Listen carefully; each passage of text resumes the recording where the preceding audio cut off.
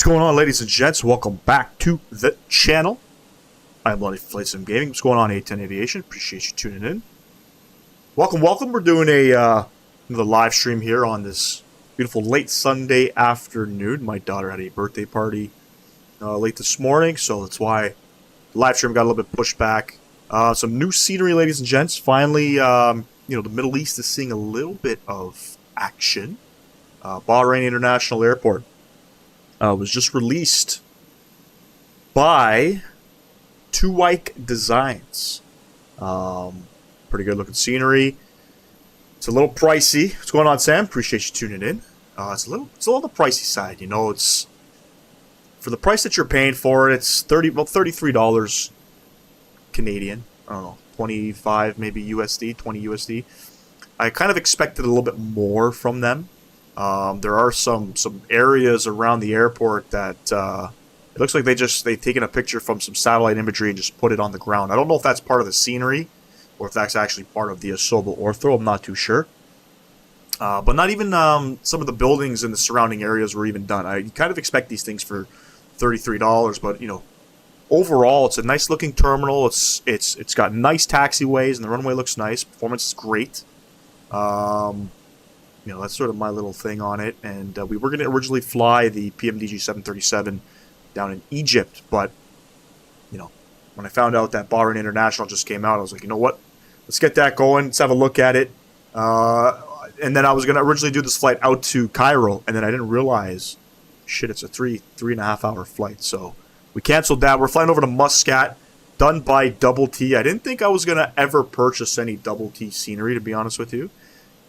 We didn't really have much options while flying out here. I wanted to do two legs. I didn't want to do one long leg. I wanted to get a couple landings in.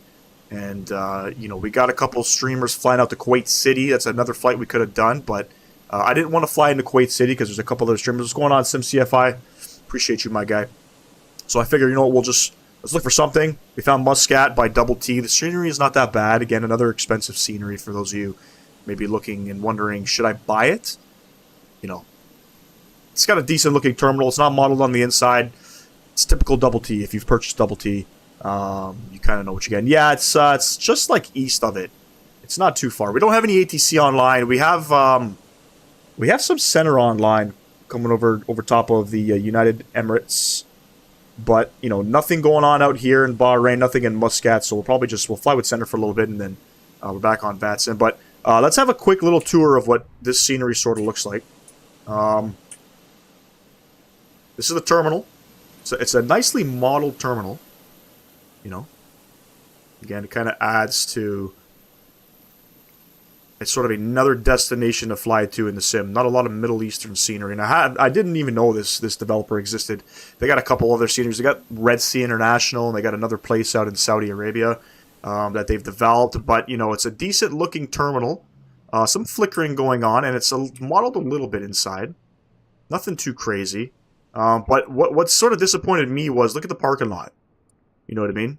That's, for $33, you should expect a little bit more in terms of modeling, and even like the area down here. What's going on, Owls?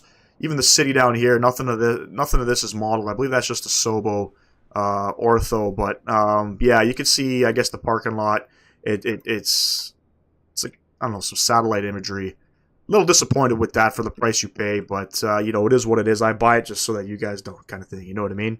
And the same kind of goes for I don't know why I can't return to my aircraft. The same kind of goes for Muscat as well. $33. Yeah, $33, my guy. $33. It's a little bit disappointing, but what are you gonna do, man? I've kind of been waiting for another scenery out here. This is the first one in the sim. The terminal looks great. I mean, hopefully this stuff kind of gets updated. What's going on, Gerald? Hello. Hopefully that stuff kind of gets updated. You're really paying $33 Canadian for a terminal, and it's a small terminal. It's not super, it's not a superly big airport. Like, look at this shit. You know what I mean? Look at this shit. So a little disappointing. Hopefully this developer kind of fixes it up. We'll kind of, we'll see what kind of happens, but I don't know why I can't return to my aircraft here, but we'll jump inside. And we'll get this thing up in the air, and then we'll kind of have a look at Muscat as well. Like I said, I never thought I'd be purchasing double T scenery, but you know what? It is what it is. It is what it is. Anyways, beautiful. Let's get going. We are on VATSIM. There's no traffic at the moment. Sorry, there's no ATC at the moment. An indie build's Muscat would be cool. I wish they did more airports in the Middle East. It would be pretty cool, you know, if some of the bigger developers would sort of tackle some of these things. The thing with indie builds and, you know, flying to Abu Dhabi and Dubai, it's just super performance heavy. That's why I've just decided not to fly. You know, this Gulf Air does fly out of Bahrain into Abu Dhabi and Dubai, but I didn't want to fly in there because of the performance, and I think we've recently been to those two airports as well. Kind of want to shake it up a little bit. Let's go ahead and load up this aircraft. We'll instantly load that. Beautiful. We'll come over to GSX, we'll load these guys up. And let me just do one thing here. Let me just change some of the timing. By the way, there's a new GSX update. There's apparently a pushback update or something like that. I have no idea. That's something you got to update if you want to. I haven't even used it yet. I have no idea what it sort of does and things like that. Hopefully some of the other streamers later on tonight will kind of showcase some of that. But beautiful. Well, we got that going. Let's come over to the Yatsu tab here. And it's a short flight. It's like an hour and 10 minutes over to Muscat, and then we're doing a return leg back into Bahrain. But yeah, super disappointed, you know, purchasing the scenery and finding out that they've sort of taken aerial images and placed them into the scenery. That's super disappointing when you see that kind of stuff. It's a beautiful looking terminal, but hey, it is what it is. Engine start update. Is that what also was included? Perfect. Oh wait, shit, I haven't even fucking got this guy open up here. Give me one sec. Uno momento.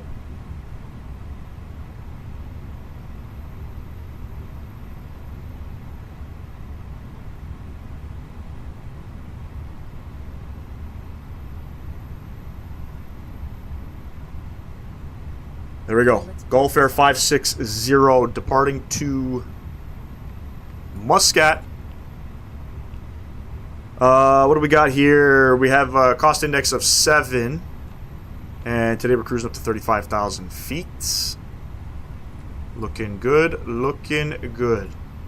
This is already all lined up. Beautiful. I already have SimBrief sort of loaded up in here.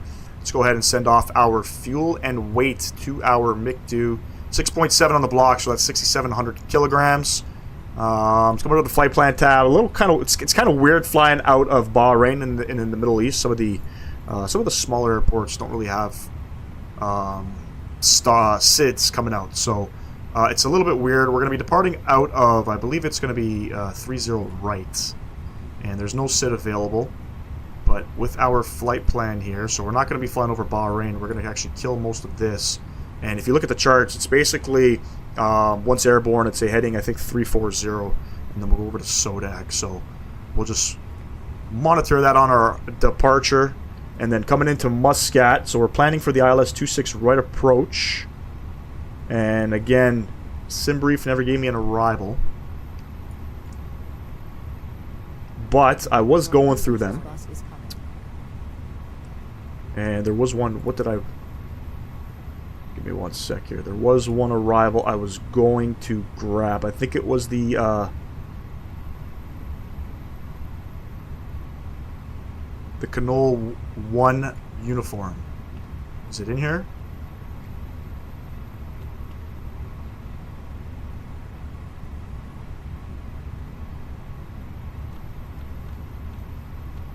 It's not in here. You guys see it?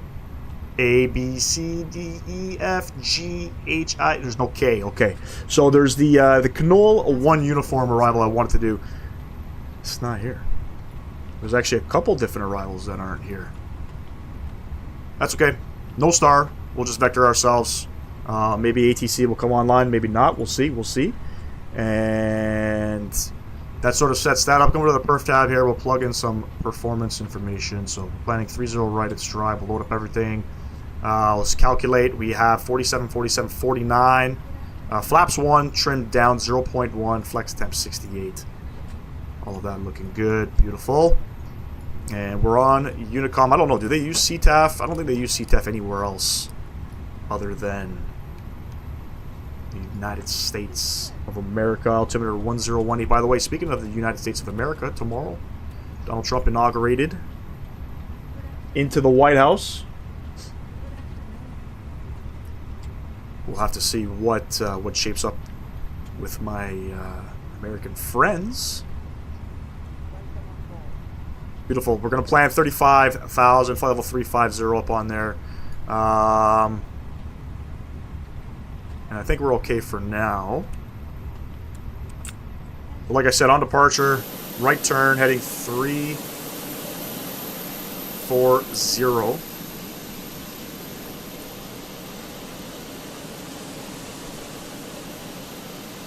How was the Cairo tuning? I just have their trash Sobel one. It's made by Thai models and somebody else. I forget who.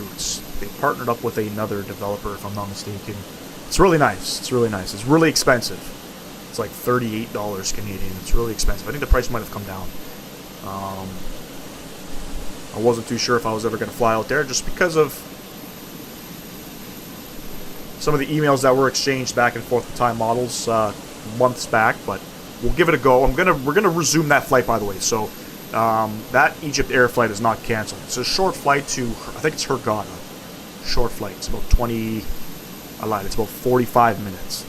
We'll do that sometime in the week. Apparently, Boris sounds are coming out on Friday. Can't wait for that. Can't wait for that. Absolutely can't wait for some Boris sounds.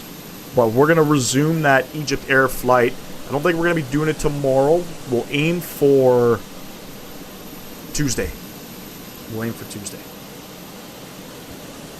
Get back into 737. Do a couple flights. You know, a couple flights I want to do out in the out in Africa as well. So we're going to plan. I don't know if we're going to do it in the MAX or whatnot, but I'm also wanting to do. We want to go Addis Ababa and Ethiopia over to Kenya, Nairobi. We got that one planned. I'm not sure when we're going to do it, but yeah. I just spent about $60 on a couple different sceneries that, in my opinion, are worth $15 a piece. So we'll see.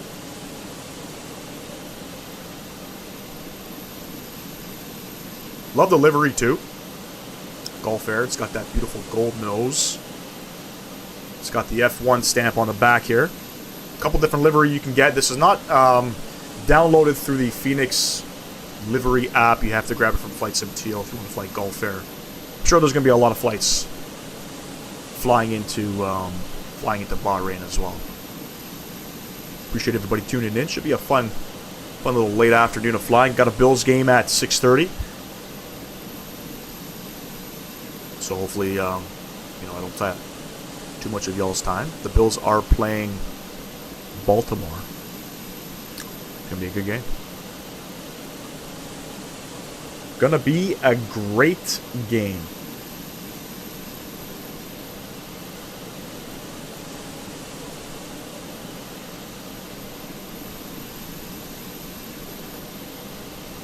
And don't forget, if you don't want to watch the Bills game, we have Owls. I think Owls is flying tonight at 6:30. He's out in the Middle East as well.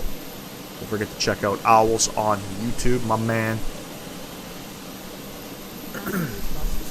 Only 110 passengers today. Pretty light. Pretty light on the load. What the hell is that floating in here? Is that was that a bus or was that cargo? I have no idea what the fuck that was. It's a bus.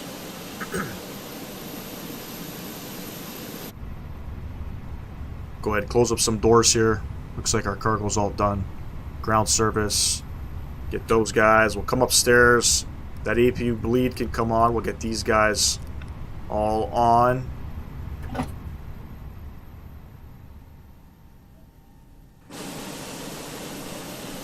Just wait for the last 20 passengers to board up here.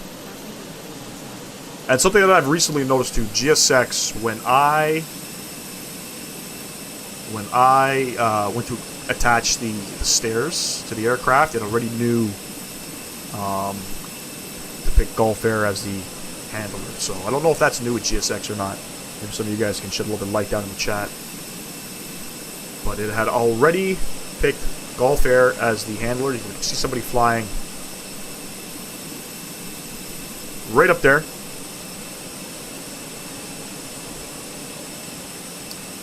Any like Australia ops planned from like Sydney to like Auckland on the A380? I was watching Captain Canada fly the A380. It's super performance heavy still. Super performance heavy. You want maybe in I think Qantas operates that flight. Would be nice, you know, cross the ditch in the A380. It's just performance heavy, man. I try to stay away from a lot of things that are performance heavy. It eats up a lot of the resources with the computer. It makes for a bad experience. But hey, maybe we'll plan it. We'll see what happens. Apparently there's a performance mod for that aircraft where it utilizes, I think, like quarter of the file size or something like that, and it helps reduce performance. I also heard that it only works for the default livery. So maybe I'll do some research. We'll see if that has any effect on any of the other operators. If so, that'd be great. I'd love to fly the A380. It's a very nice aircraft to fly. But it's just super performance heavy. And flying into Sydney, it's gonna be fucked up. But maybe we could take the 777 down from I think we did that flight before. Did we not do a flight out of Auckland? Maybe it was. I don't think it was to Sydney. I think it was to maybe Natty. Boarding complete. Let's go ahead and we'll close up our doors here. Beacon light coming on. We have a message.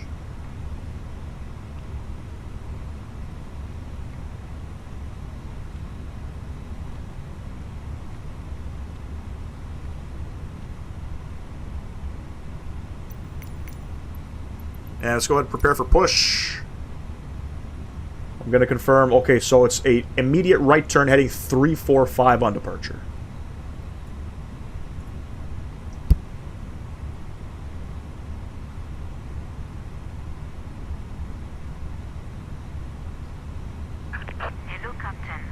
Fiji is such a beautiful place. I wish I could live there. I know, man. Apparently all those islands out there are going to be submerged underwater very soon. Very soon. I think I was watching a video. Somebody went into Kiribati. Or I think it's spelled Kiribati, but it's pronounced Kiribati. Apparently within 25 years that island's supposed to be gone. Very sad. Probably the same with Fiji and all those other Polynesian islands.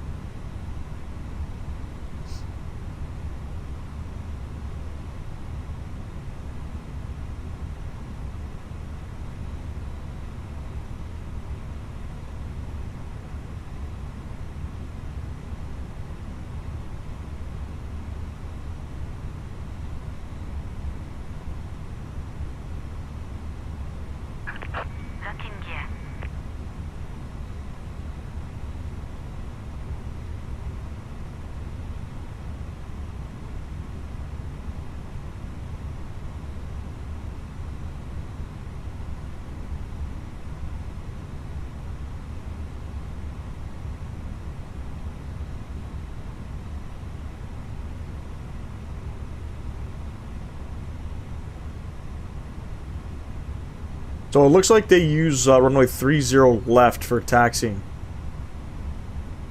Just looking at some charts here. Quick edit pushback. Okay, let me see what this is all about. Hey, what's going on, Tal?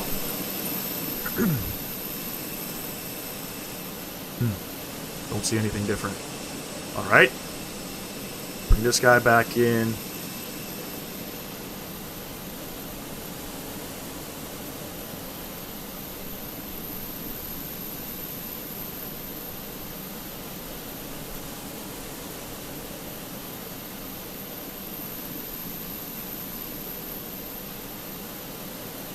I really hope this developer throws in some, I really hope they throw in some scenery updates with this scenery. Maybe fix some of that satellite imagery. Maybe fix up some of the surrounding buildings. What's going on, Airborne? Parker brake coming off. Let's get it. Commencing push. 2 a.m. midnight here, and I'm watching your stream with one eye open. Damn, feeling sleepy. I appreciate you, my man. Hope all is well. Start up engine number 2.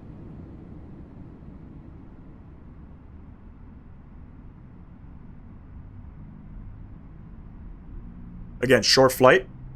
We have airtime an hour and 11 minutes. Not a long one today. It's about 525 nautical miles.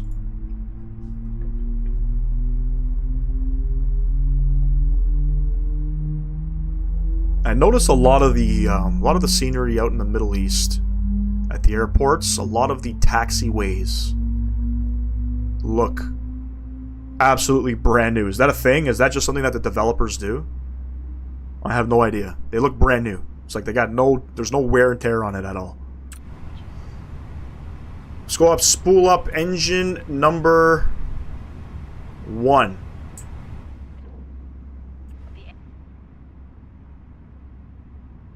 Wing walkers are walking properly this time.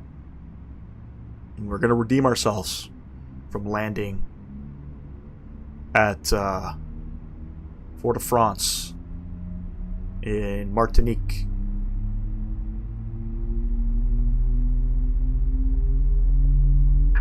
Please set parking brakes.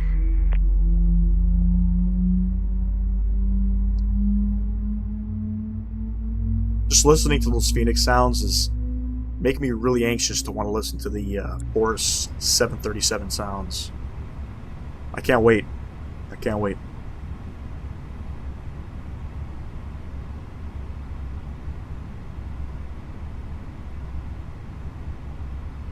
Two good engines.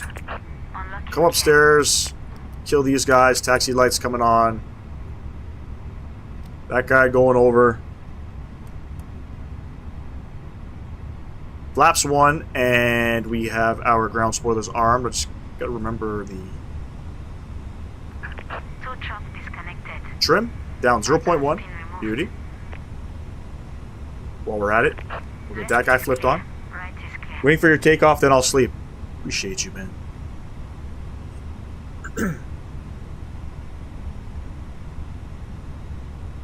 No traffic here. So we have the airport all to ourselves. Let me just verify this. I don't think anybody's coming in here. The airport's so new. I think it just came out today. It might have come out yesterday. But it's pretty new. Got a couple people on departure, but yeah, they're... Sorry, not on departure. Within the vicinity, but they're pretty well up. We're going to taxi. We're going to make a left onto uniform, and then we're going to backtrack 30 left. Hold short of Alpha 9 for runway 30 right.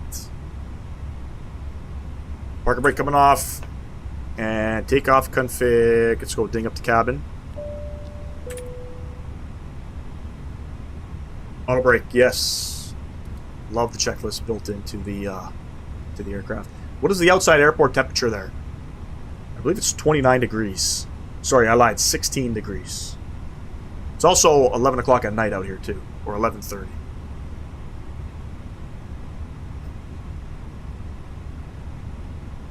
A little cooler out here in these parts during the winter time.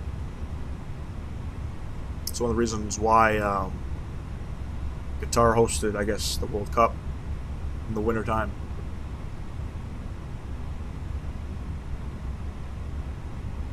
I don't know, we're on a runway. Should I get these guys on?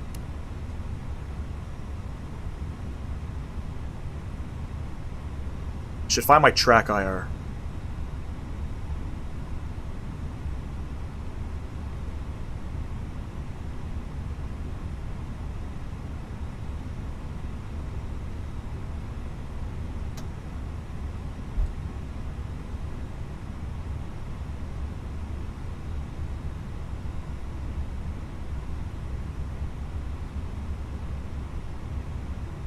So it looks like they converted this runway to a taxiway. I also think this is the new Bahrain International Airport. Can somebody able to confirm that? Landing lights on? I don't know. Did we put landing lights on? I don't even think you put landing lights on until you're cleared for departure. But we're backtracking a runway right now. I don't know if this is... I don't think it's an active runway. It's really small. No, it's not an active runway. It's probably the old runway.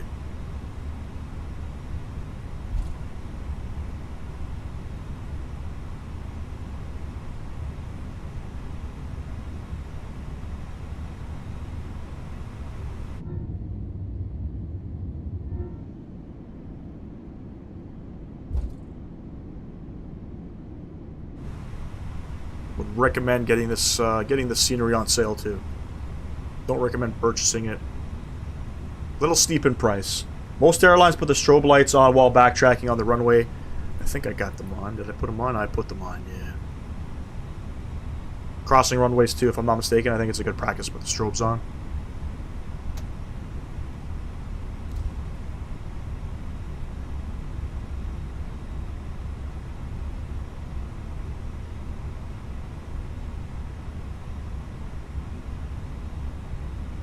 Transalt's 13,000 feet here. It's good to know.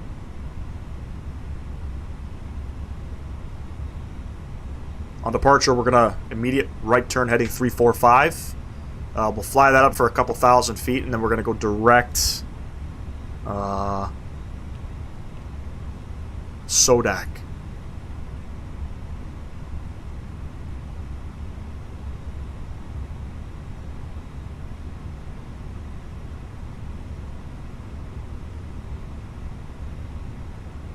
The winds are 330 at 4 right now, too. Beautiful conditions.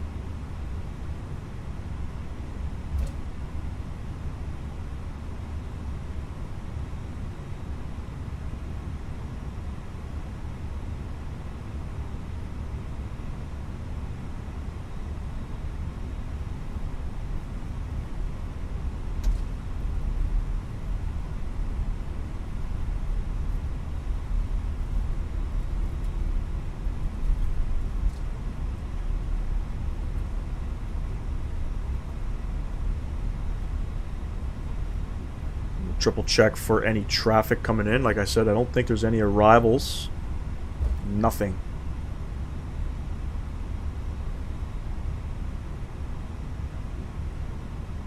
Should be Alpha 9 here.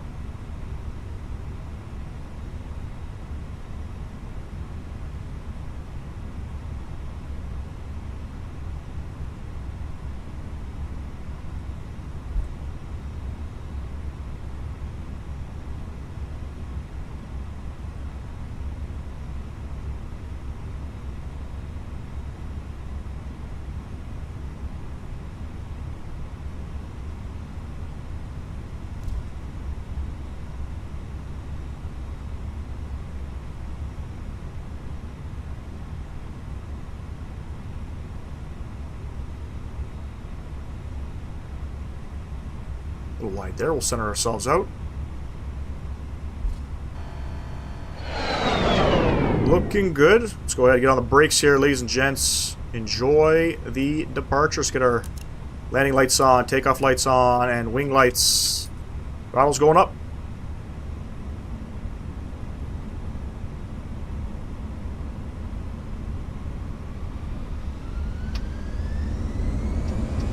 And flag 68 SRS runway auto blue. Runway auto thrust blue.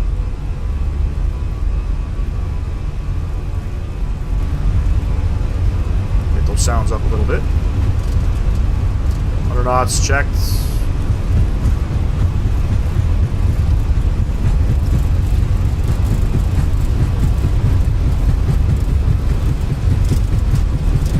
And V1 rotate.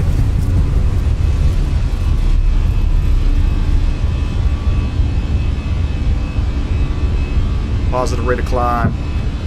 You're going up. Let's go heading 345.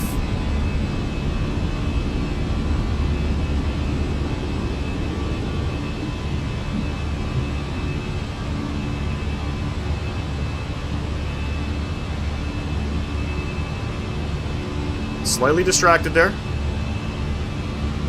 Don't worry about the flaps.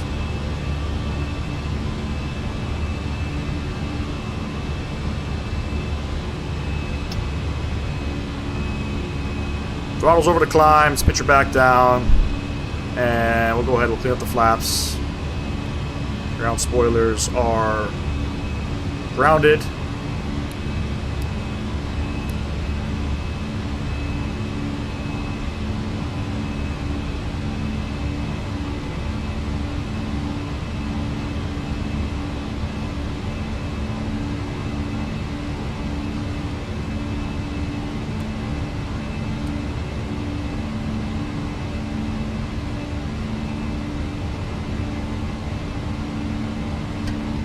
Go ahead and get the autopilot on. There we go. Pretty simple. And let's see what we can do here. We can probably go direct Sodak now.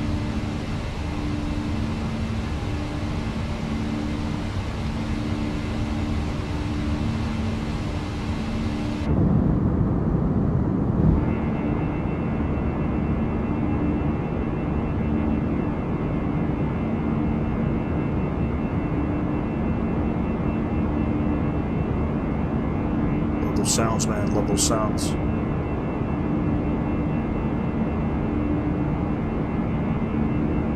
Yeah, I'm pretty sure this is the new terminal as well. I'm pretty sure this terminal, I think it opened up a few years ago or something like that. There was an old terminal, but...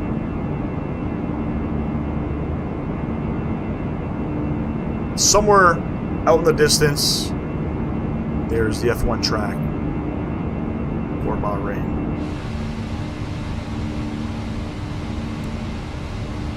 And I forgot the chrono button. It's all good. It's all good.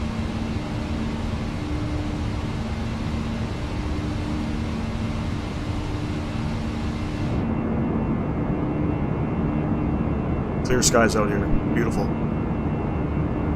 I feel like every time I come into the Middle East, it's always like hazy outside or sand or fog or something.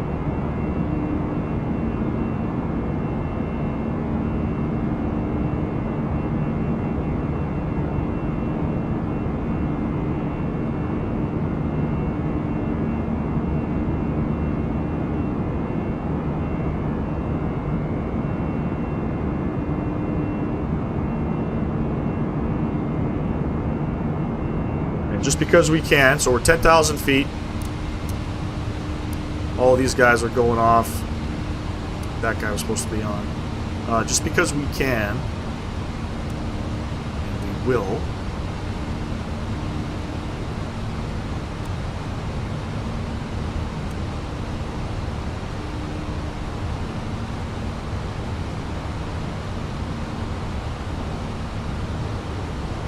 Batam. We're gonna go direct Batam. Beautiful.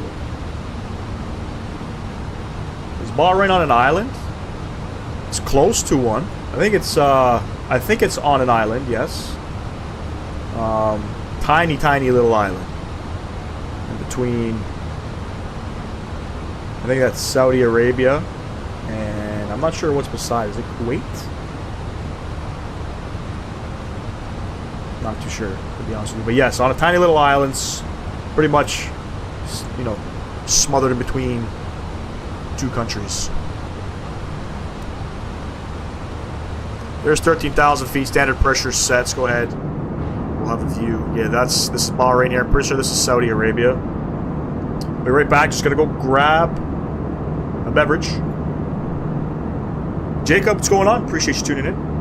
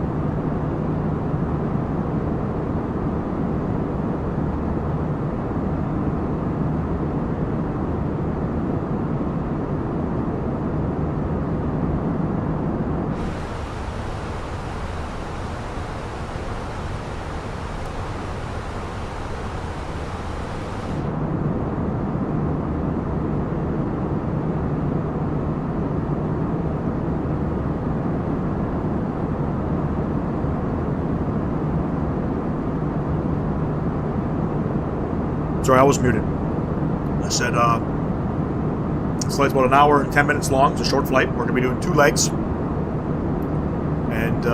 yeah, we're going to be flying right over top of the UAE.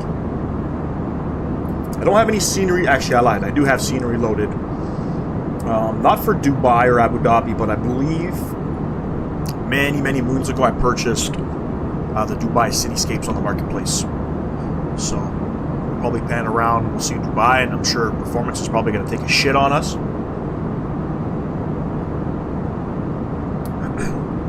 Make sure you stay hydrated, friends. No more ginger ale for me.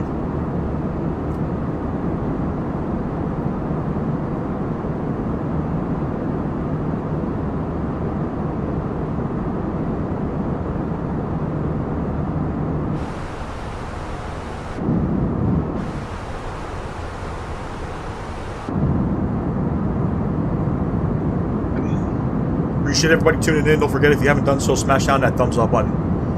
Subscribe to the channel if you have not. It helps out the channel. I'd really appreciate it if you do.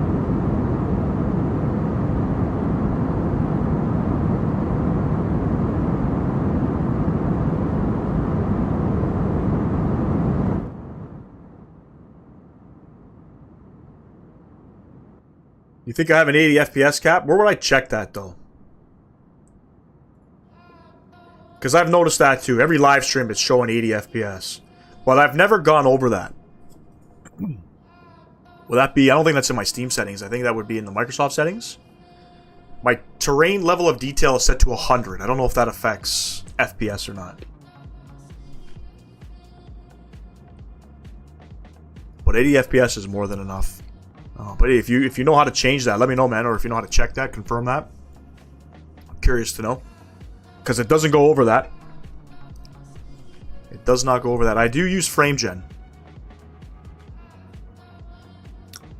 And I don't think FrameGen has an effect on capping performance. What's the FPS counter from? That's from Steam. That's in the Steam settings.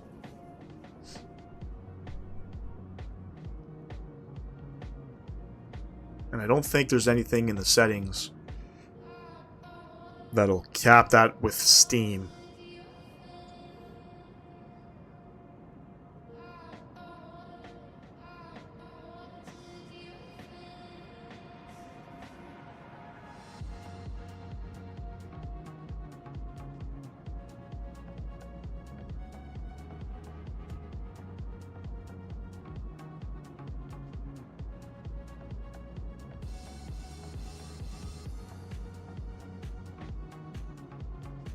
I guess while we're climbing, I need to see, where does Gulf Air park in Muscat?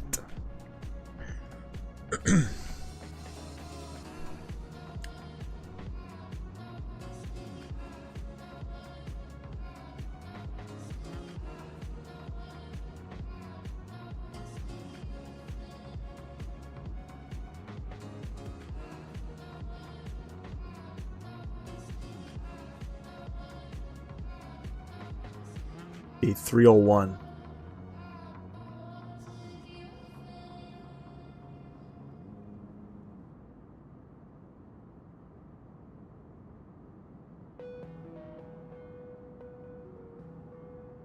Could be from the Nvidia things, but I don't really know. I don't use Steam. I bought from the Microsoft Store. Unless Steam has a cap. I've never set one. There might be. There might be, but I've never gotten over 80 FPS. Once I started using FrameGen, I started getting about 80 FPS. I get double what I would normally get. I'm pretty sure I was getting like 50 Well, that wouldn't make sense then. Hold on. I don't think there's anything in here for FPS. Turn this down. I used to have this set to 130. No, there's nothing in there.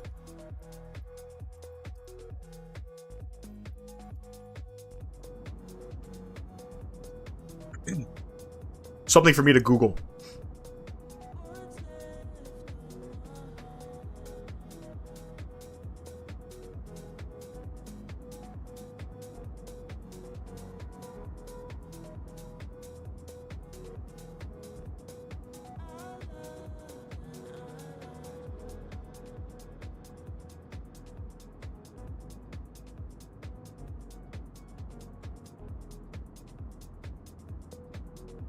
There's a frame rate option in the NVIDIA control panel where you can set to whatever you want.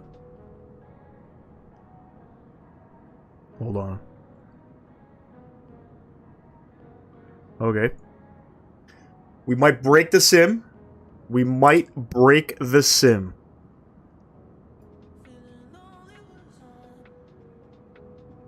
We might break the sim. Alright. Program settings. Microsoft Flight Sim.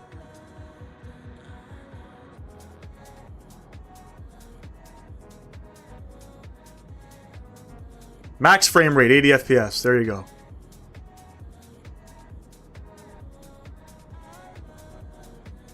Yeah, it's set to max frame rate at 80 FPS. You don't recommend me playing with it? Why would it be max 80 FPS though? I don't know.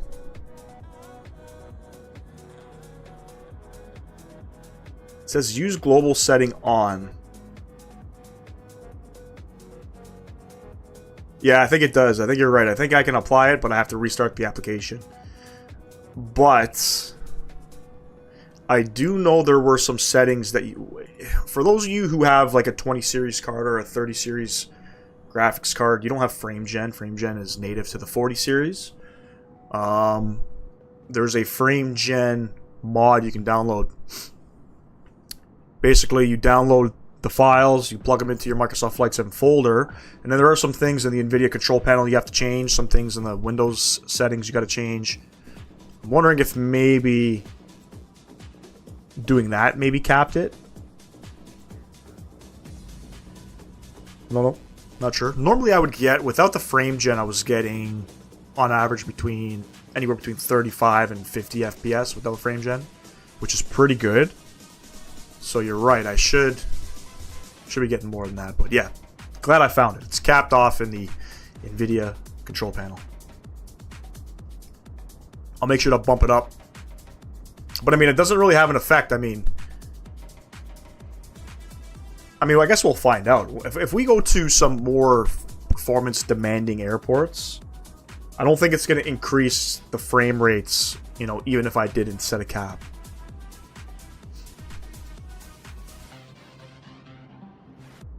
You know what I mean? Almost at top of descent. Sorry, almost at top of climb.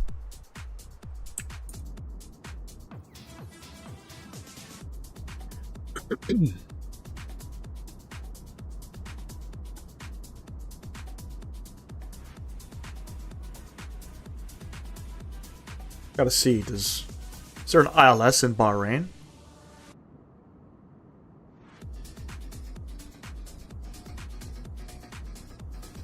BOR ILS DME. Yeah.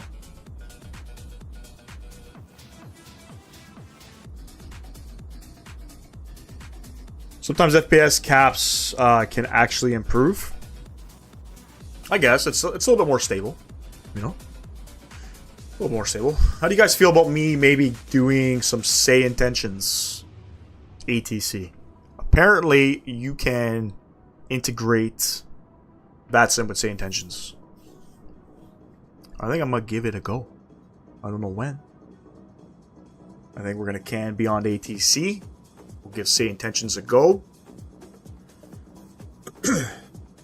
Thinking about it.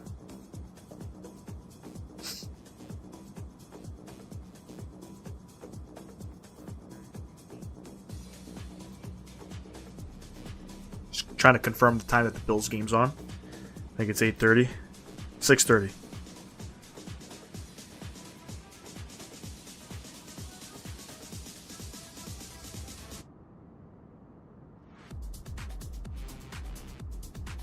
Good shit, good shit.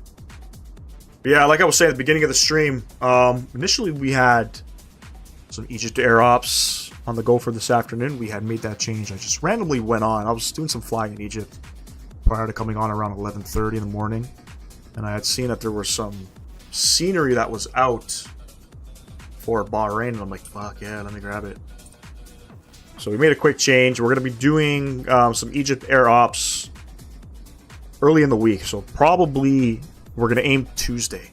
like Tuesday evening around 7:30. Also, the 777-200ER is preparing for beta testing, which is pretty cool. Hopefully some of the regular streamers get it. I'm hoping Owls becomes a beta tester this time around. I'm sure Captain Canada will be. So we'll get to see some 777-200ER ops. What graphics card do you have currently? I have a Gigabyte RTX 3080. Not a bad card. I had a 2070, and I bumped it up to a 3080.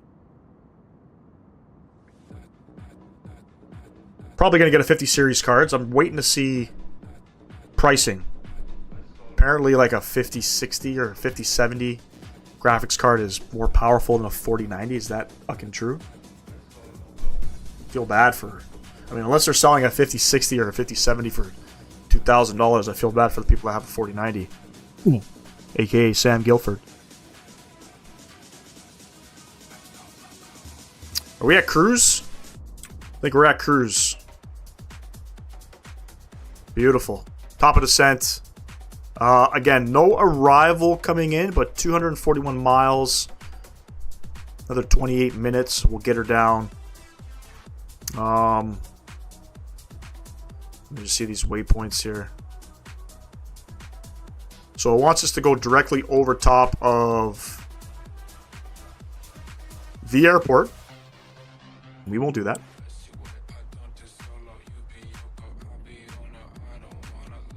I have the 3080 Ti, but I'm buying a 5070. It's pretty expensive, but worth it. I could keep it for many years. Yeah, you could also keep that 3080 for a while too. Before I was gonna grab a 3080, I was gonna pick up a 2080 Ti.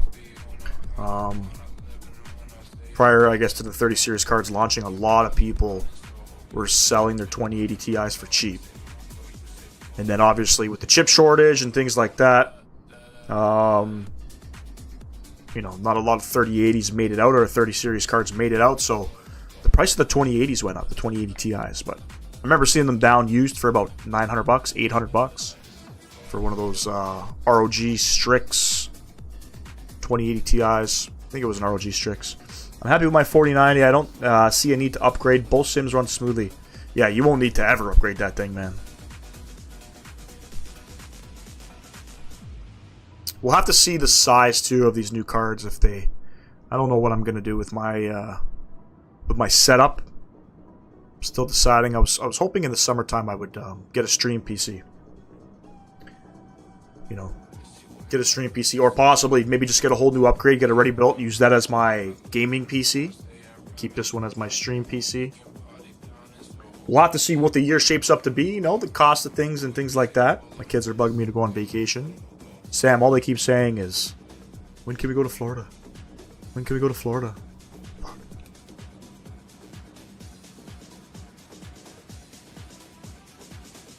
I'd love to go to Florida next week, if possible, to watch the 24 Hours of Daytona. But can't do it. Saw 4090 for 800 CAD on Facebook Marketplace. I might buy that. Wait, what? No, man. 4090 for 800 bucks? They're still $2,500 brand new. I doubt that. It's got to be a fake. Got to be one of those people selling you something that they aren't selling. You'll definitely need a faster processor if you're going to get a new graphic card. Absolutely. Everything's going to have to get changed over. Probably a bigger PSU. Probably a bigger case. The only thing I could probably keep is my cooling if I'm going to rebuild this PC. But if I'm going to a 40 series card, or... I mean, if I go with a 4070 Ti Super, I'm probably good with my processor. But anything higher than that, yeah, you're right. New piece, new CPU, new motherboard. I'm good with RAM. I'm good with cooling and my power supply. I think I have an 850. I'll probably put up to 1,000. Most likely. Seems real because I tried messaging yesterday. They gave me an address. Better show up with a fucking gun in case they rob you. Let me see this. 4090 for sale.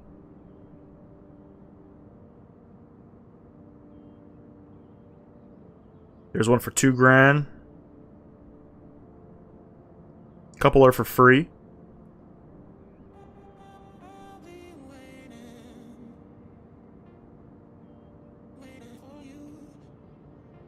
I mean, if there's one for 900 bucks, not gonna lie, I'd fucking drive out there right now. But no, there's an Asus ROG Strix 3090 for sale for 1100. But I'm not seeing anything 9 bills.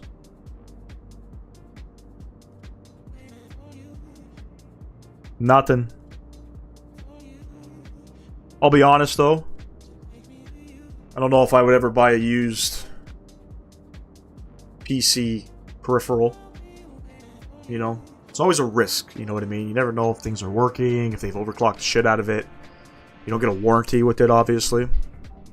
Unless the deal's like, if you're getting a 4090 for 800 bucks, that might be worth. I would probably invest 800 bucks in a 4090. 1100 for a 3090 is crazy. 4090 draws 450 watts of power under full load. Yeah, so you need 1000 watt PSU.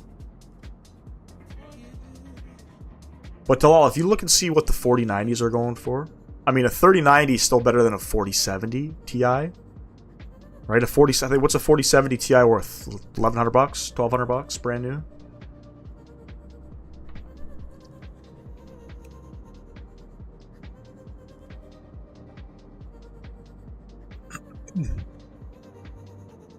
I'm just conflicted on, do I keep Intel? Do I go AMD route? My buddy bought an AMD setup. Apparently it's really good. Apparently it's really good.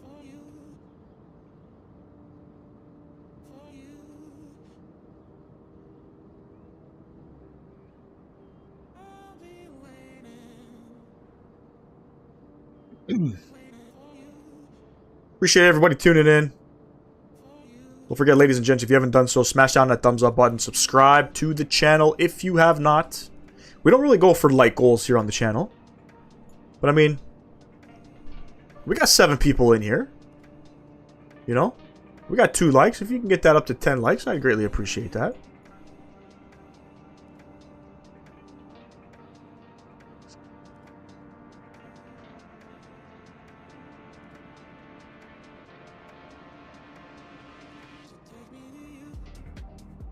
I take a 4070 Ti Super over 3090, but not a normal 4070. What about the Ti? Yeah, exactly. So the Ti Supers is something I was also looking at.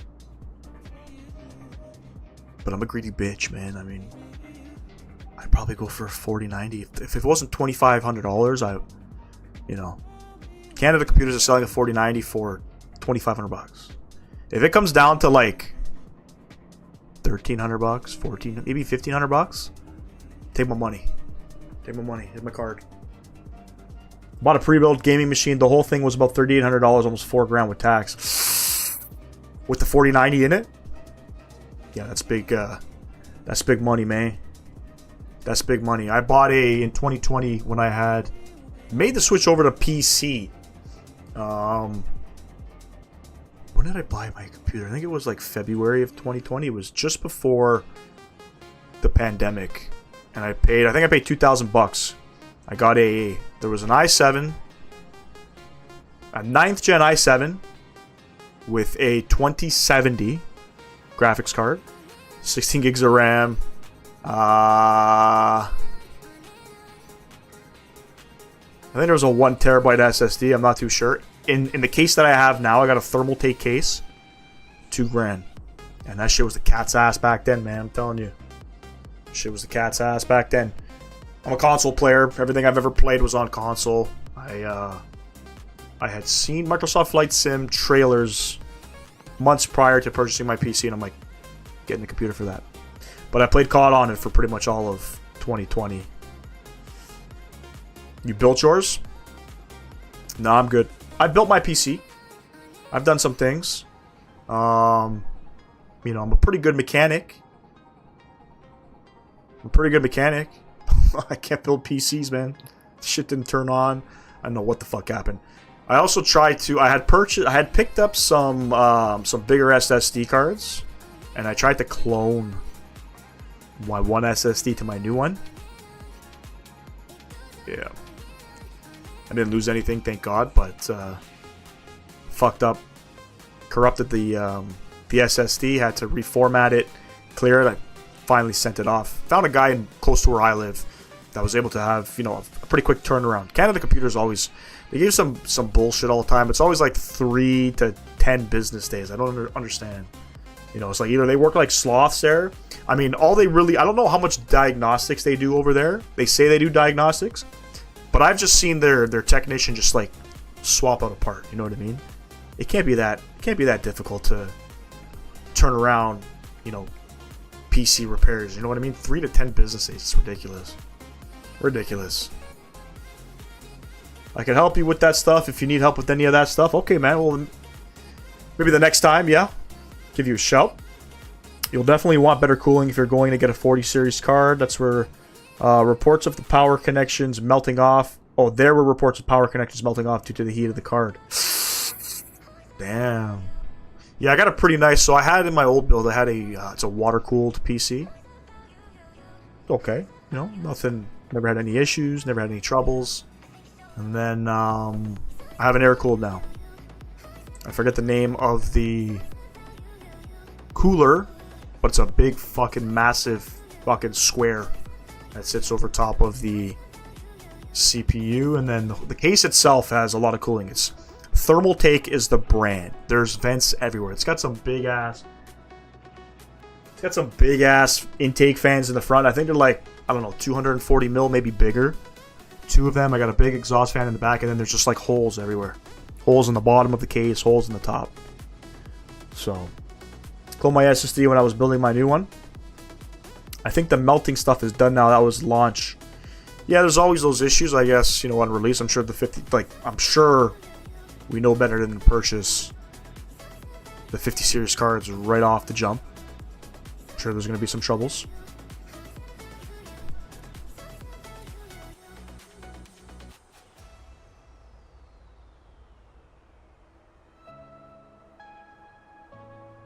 We'll clear up some of these waypoints. So we're going to go direct, I guess, Ivaki.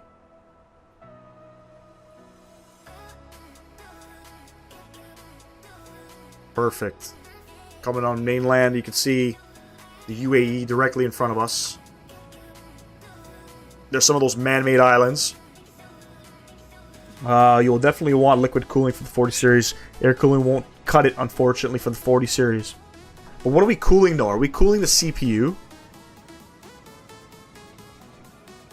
What's going on, Rujo?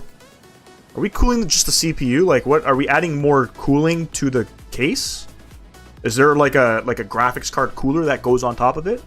I thought these cards had like, I think my 3080 has like three fans built into it.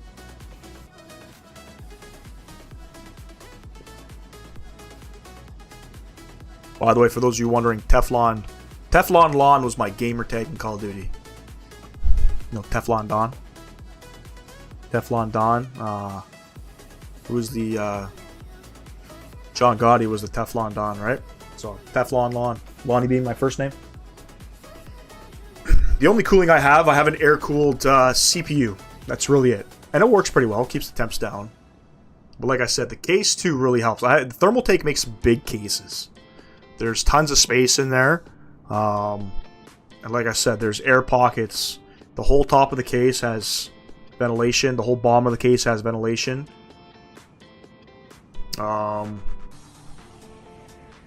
Yeah, I don't know what other cooling I would need.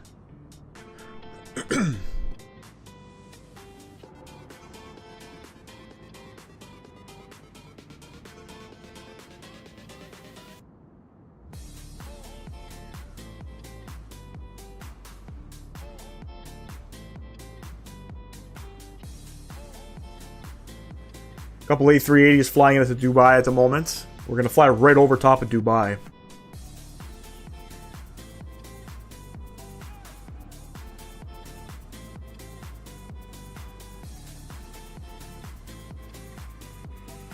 Kind of weird that I guess OBS is behaving itself. I have a 4070 Super, and I don't know what everyone's talking about. We're just talking about PC stuff. Mike, I thought you had a 4070 Ti Super, or you just have a 4070 Super? I was just talking about you too. So he's the guy, for those of you wondering, that just did the AMD build recently. I think the melting power connections were from people putting a 4090 in a smaller case. That makes sense.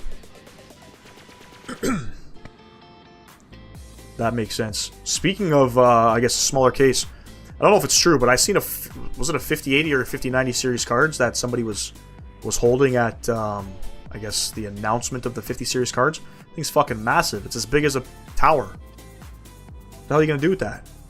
Mount it to your fucking wall and just wire everything up, you know? Separately? I don't know how legit that was, but I had seen a photo of the size of the new 50 series cards. The thing is as long as a fucking computer. Crazy.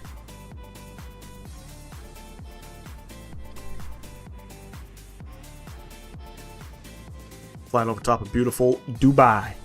Just the 4070 Super. It didn't make sense paying an extra $400 for 5% performance. Got you. Everything makes sense when it's on sale. You know.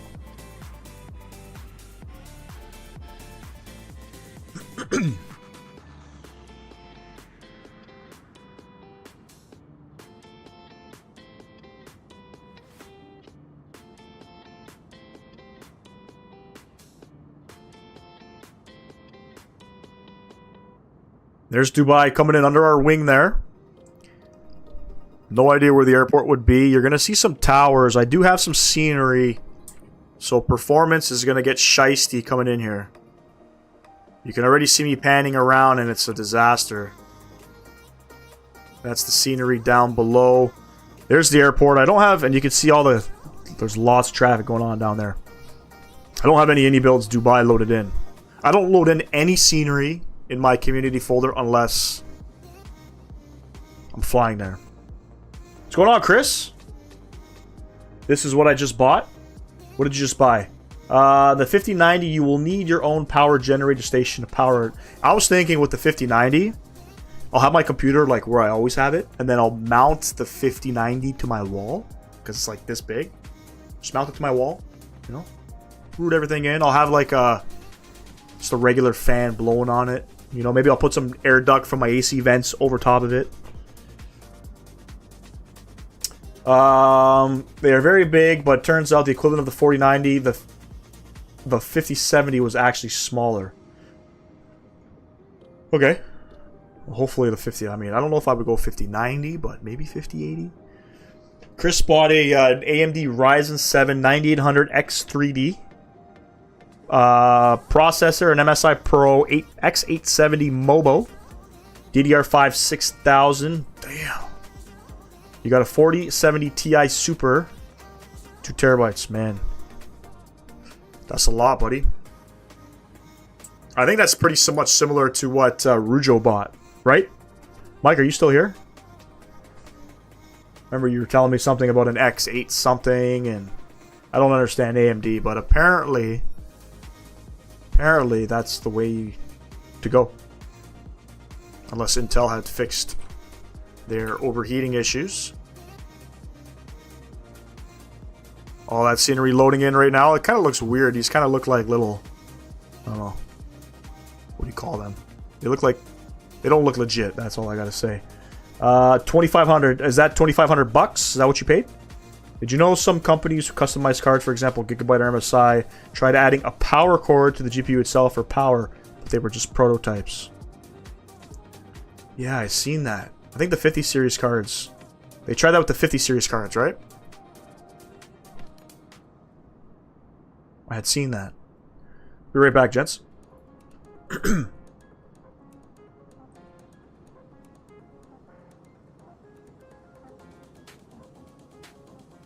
And we're back. 2,500 USD. So if my math is math, and that's like probably 3,500 bucks CAD. Maybe $4 grand. Seems like a lot.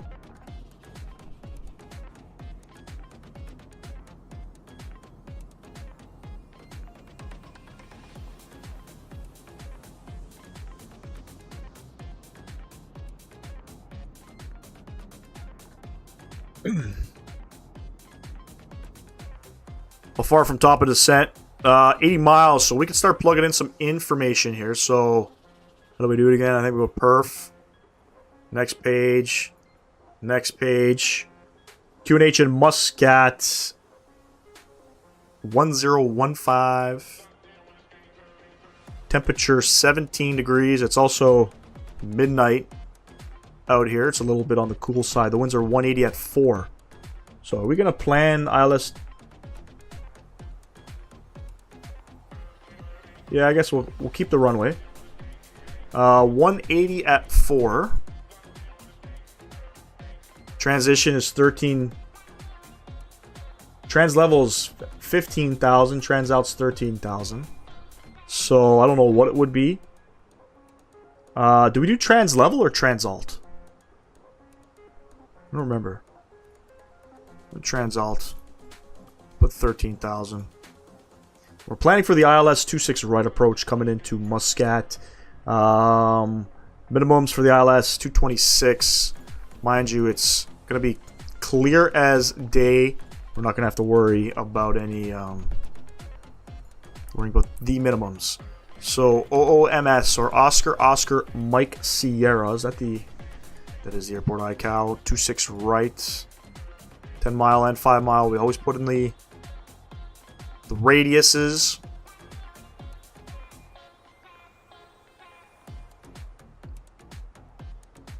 And I was on Unicom. I don't know why that changed over. I swear I was on Unicom. Company message.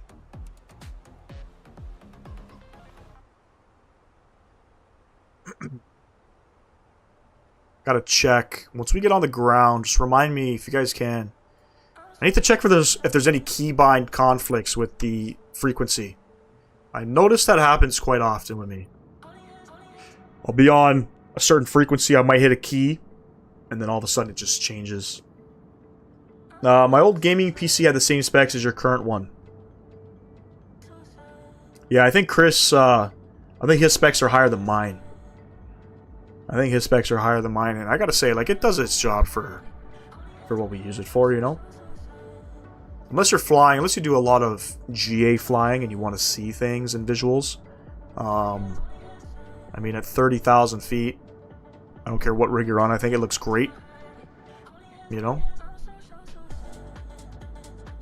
Yeah, I feel like I have, I mean, that I can seriously get in shit from ATC if I fall off a frequency, you know.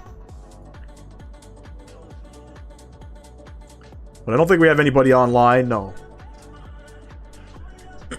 We got nobody online, so we don't have to worry.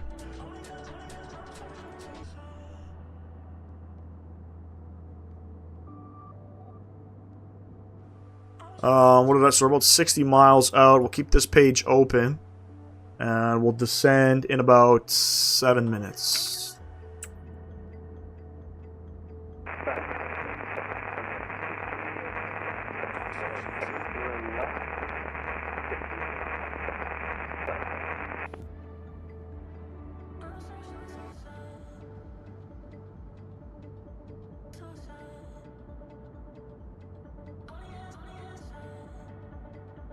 You guys think Microsoft Flight Sim 2024 is going to be in a playable state by Sim Update 1? Do you have conflicting keybinds? Check your keybind settings. I might. Yeah, I will check them when I get down on the ground. I don't feel like pausing it right now. I always feel like every time I pause the sim, it just does weird things with the aircraft. I'm in my racing month right now. I took down the Yoke for some car games. Like I said, I'll probably put the Yoke back next week. Did you participate in any iRacing stuff? I was watching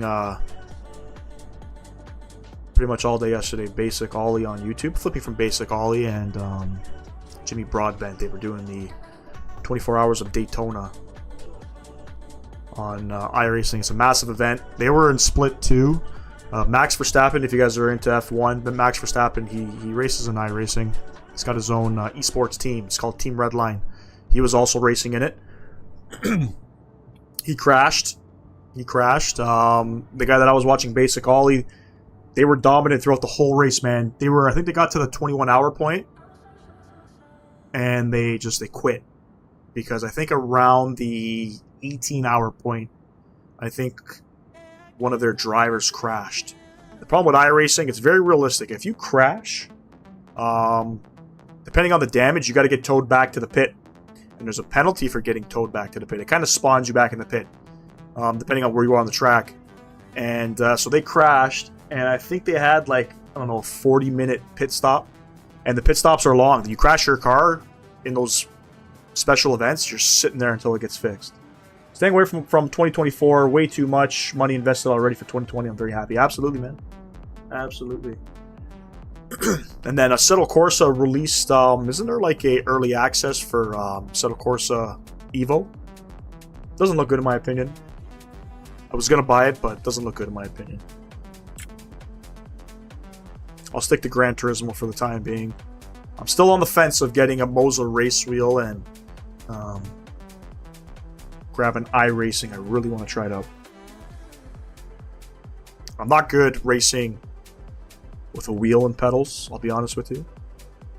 When it comes to Gran Turismo on PlayStation, on controller, I'm fucking fast. Literally like 1.5 seconds, 2 seconds off of like the top 100 in the world.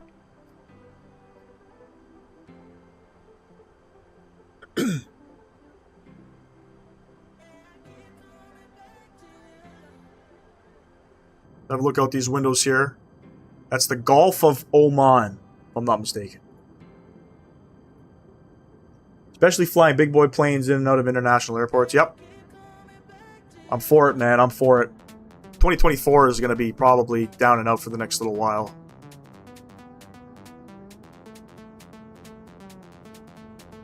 Yeah.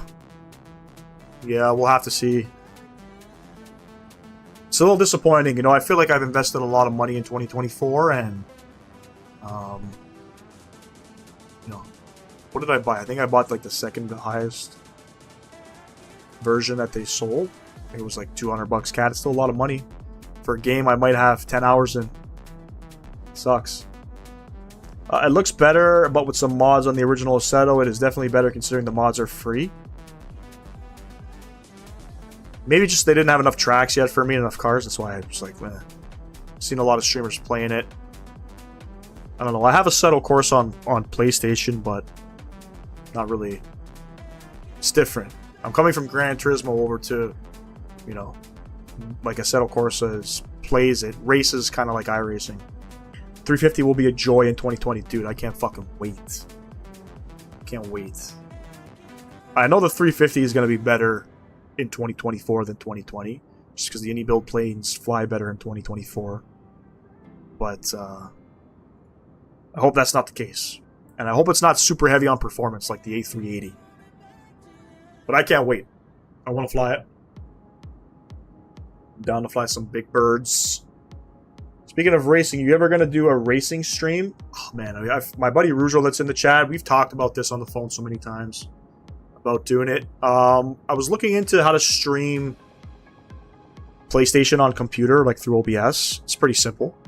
I'm just going to link an account, I think, on PlayStation, but I wanted to. I wanted to. I don't know if I would do it in a controller. You know what I mean?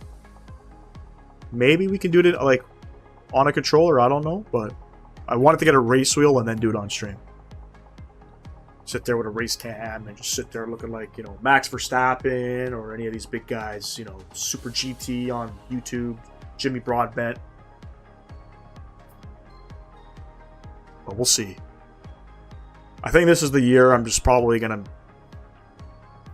make a big purchase on a proper race wheel. I want to spend the money for the Moza race wheel. That's, in my personal opinion, the best entry-level wheel available. Problem is, you can't use it on PlayStation. The Moza R5 is not compatible with PlayStation. You got to use the Thrustmaster products. There are some guys like Rory Alexander. If you're into any of the sim racing, Rory Alexander is a streamer on YouTube. He's sponsored by Thrustmaster. They got a pretty good wheel. But the one that he uses is like $1,000. And if I'm going to spend a Geno, I'm buying something from Moza. Or Fanatic or something. 5 miles from top of descent, ladies and gents. We're going down. Auto brake, we'll set it to low. I don't even know what we're going down to. 2,000 feet? 2,200 feet?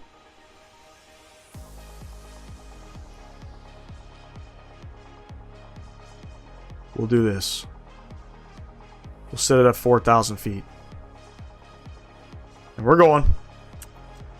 You get the Logitech wheel, PS5, or a Thrustmaster. Yeah, there are a lot of options for PlayStation. But when using them with iRacing, apparently it's not that great. Let's get the sounds up here.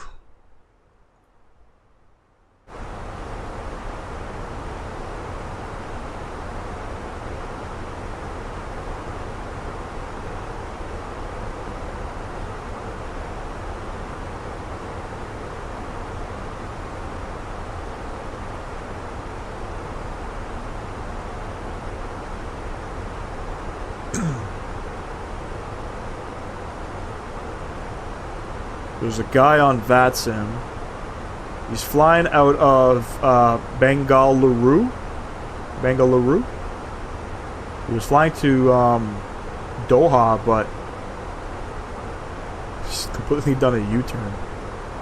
I have no idea. He's flying back to Bengaluru. Alright, we're descending, ladies and gents. We're going down to 4,000 feet. There is no rival coming into Muscat. At least SimBrief never gave us one. So what we're going to do is we're going to capture the localizer at about 2,200 feet. So we're going to go down to 4,000. I got to see where we play off at all these mountains and stuff. The aircraft wants us to fly over top of the Muscat VOR. We're definitely not going to do that. We're not going to do that. I think what we're going to do is we're going to come from Muscat, and we'll probably just kind of do like a, what do you call that? Is that a right downwind or a left downwind? I think that's going to be a left downwind, left of the airport, or maybe a right downwind. That's what I think that is. We'll probably just do a right downwind, and then capture it somewhere up here. Maybe about 10 miles out, we'll kind of deck ourselves in. And that's sort of what we got planned for that.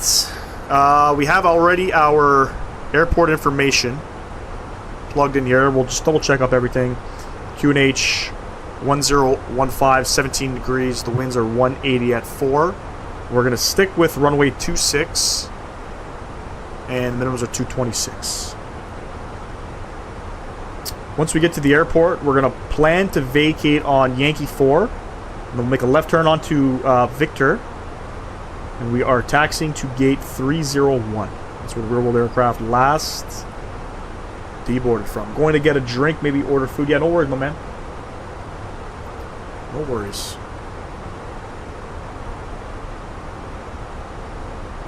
Probably going to order up some food tonight for the Bills game. Don't feel like cooking anything. Had pizza for lunch, you know. My daughter's birthday was at Chuck E. Cheese. This one, my girlfriend soldiered up for this one, and she kind of did it. I didn't go to this one. Not to every single one of them. It gets fucking hectic, you know what I mean? You're sitting there, you're entertaining 10 kids.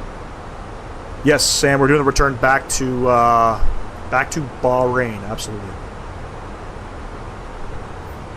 That's why I had changed up the flight. So originally we were flying the PMDG 737 with Egypt Air, and then I had switched it, and we were going to fly Bahrain to Cairo. I didn't realize that flight's 3 hours long. I wanted to get a couple legs in. I wanted to do a return flight back to Bahrain, so we changed it up. We're back in the Airbus, and yeah, we're going to depart out of Muscat, and by the looks of it, we'll probably get a nice sunset arrival coming in. I think the sun's going to set around 5:30 in Bahrain. We're not live time, by the way. We're not live time. I was playing with the slider prior to the stream, and yeah, we should get a nice, beautiful sunset arrival headed back into Bahrain.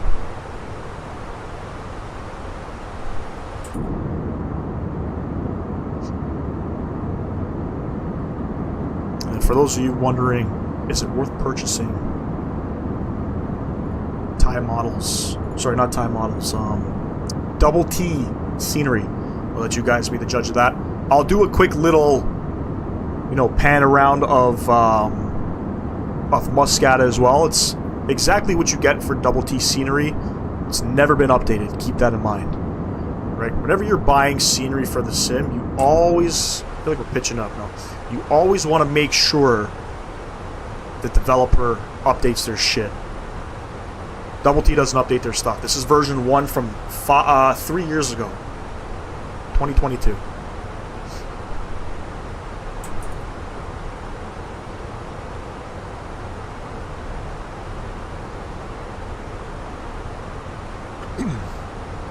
And then later on in the evening, around 6:30 p.m., if you guys want to tune into Owls, we're not sponsored by Owls.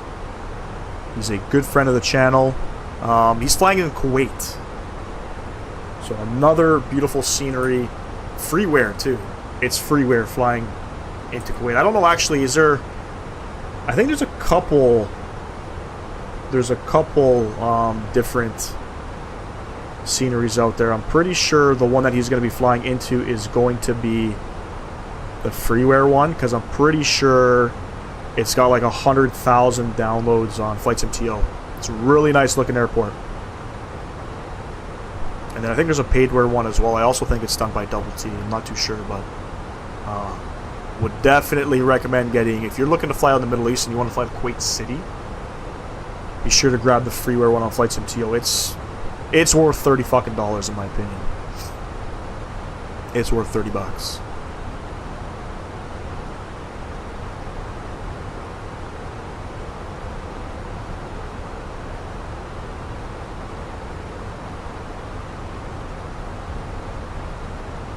More drag. Yes, sir.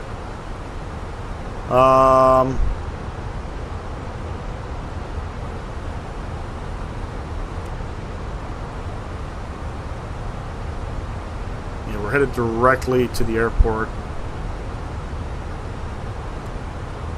We'll do a nice little vector once we get around.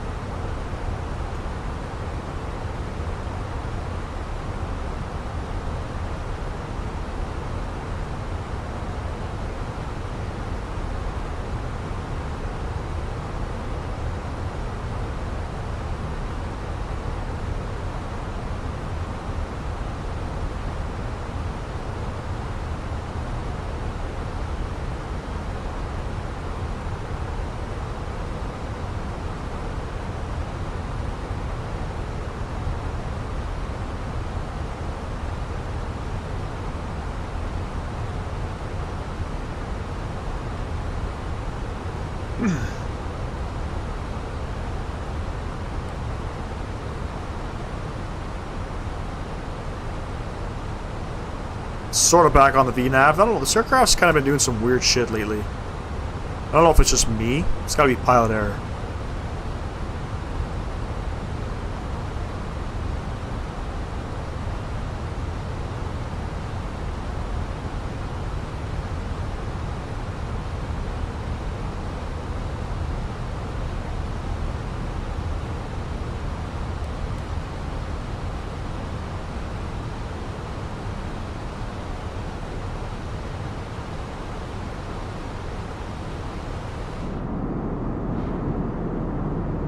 This guy is the guy doing circles. He's supposed to be flying to Doha, but I don't know. He looked like he was returning back to India.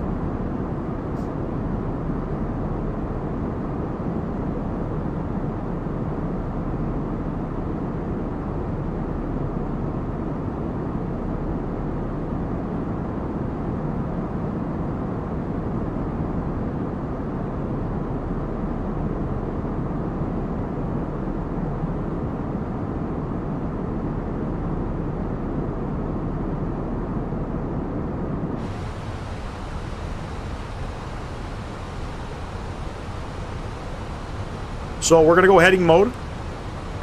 We'll start making that turn. I guess we'll go heading 080.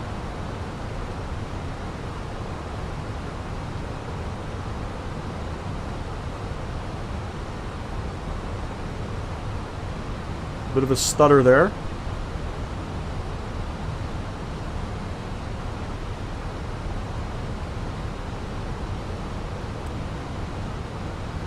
Airport's right out there.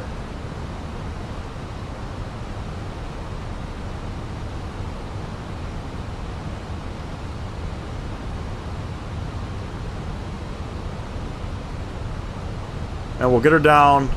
We want to get down to 2,200 feet.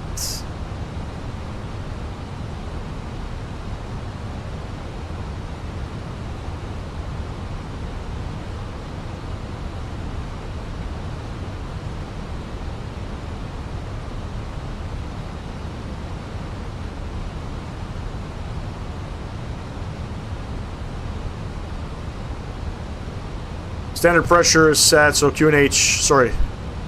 Altimeter pressure is set, QNH 1015.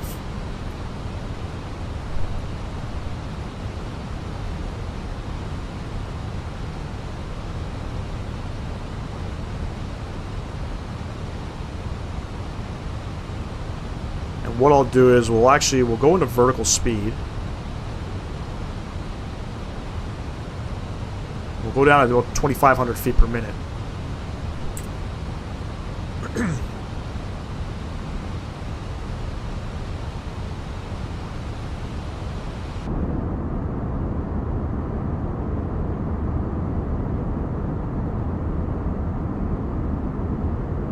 Looks like that's the main, I guess, the main city of Muscat.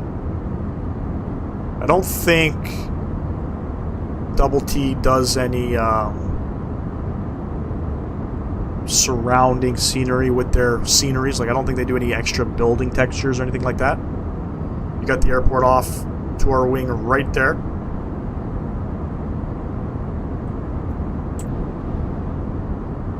And again, we got nobody coming in. We are the only ones coming into Muscat. Everybody's going either Dubai or Doha.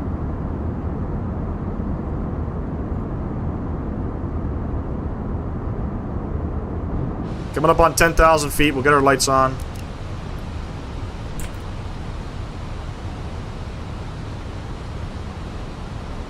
And we'll get that aircraft down to 250 on the speed.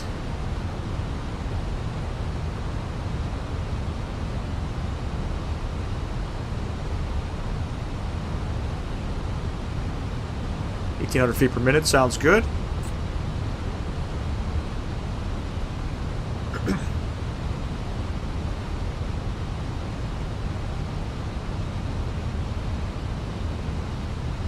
Throw on the landing system.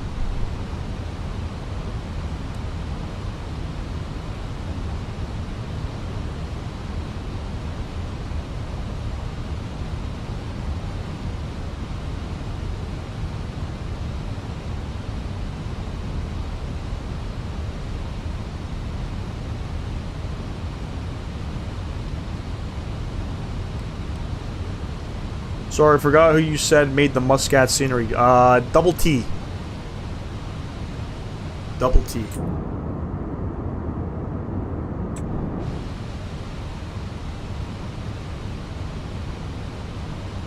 Double T made the scenery. Very pricey scenery. Doesn't matter which one you buy. And it's like, oh, 30 bucks, 25 bucks, maybe. By the way, whenever I say price, or I say a price, it's usually in Canadian dollars.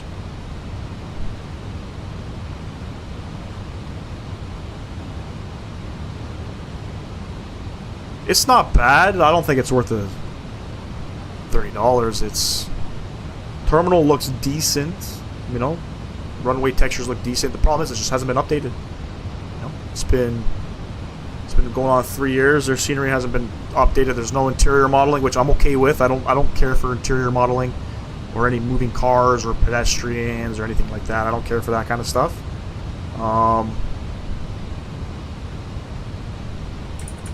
But building textures with when you see what is out there and you look at some other developer stuff, a little disappointing to see. You know what I mean? Especially for the price you pay. I always got to compare things to Fly Tampa or Flight Beam and some of those heavy hitter guys. You know what I mean? And I'm not seeing it with some. Just not seeing it with some. We're gonna probably vector ourselves on a short final here. We're gonna make a right turn. Probably heading 230. What's our final approach course? 264.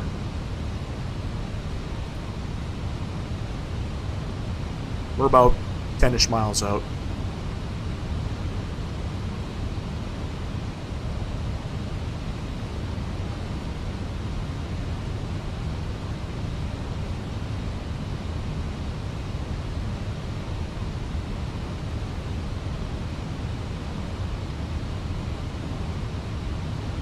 I could probably start going direct, but we'll slowly start turning ourselves. We'll go 230 on the heading.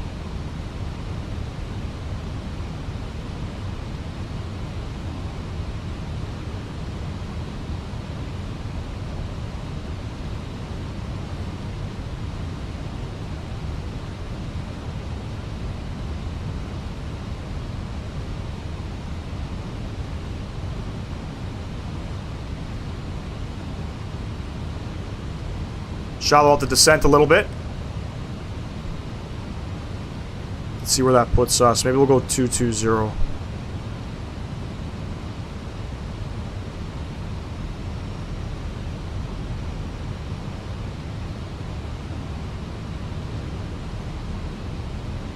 Decent.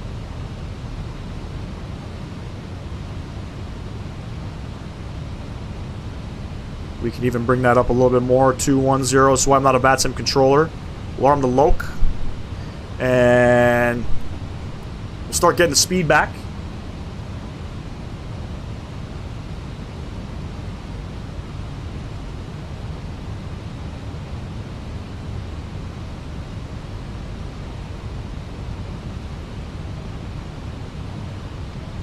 About 10 miles out.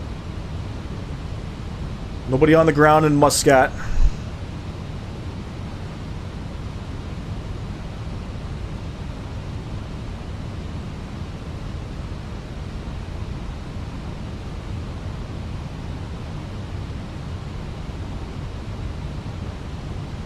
What is missed approach? Alt is going to be 2,500. oh, 6,000 feet. Let's go flaps 2. And there's our Yoke. Let's go arm the approach. Yoke captured.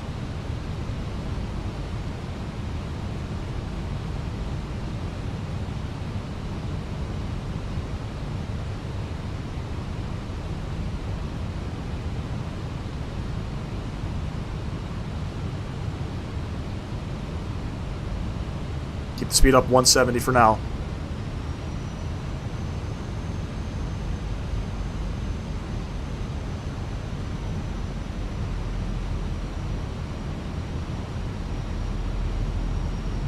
Glide capturing. Let's go ahead. Take it up to 6,000 feet. Get the rest of our lights on here. We'll go back into managed speed. Gear coming down. Not a fan of Double T, but I do like Thai Models and what they have done. Really enjoyed their Cairo airport. Yeah, Thai Models, they partnered up with Laps 3. They partnered up with somebody for that one, if I'm not. I think they partnered up with Double T for that. 5 miles out.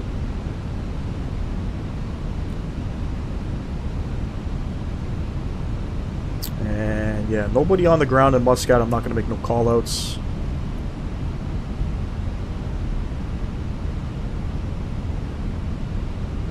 You're down 3 green.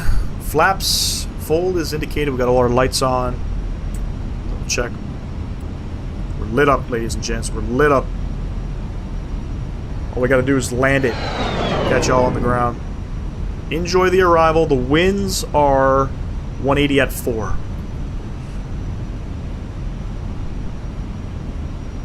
See what happens.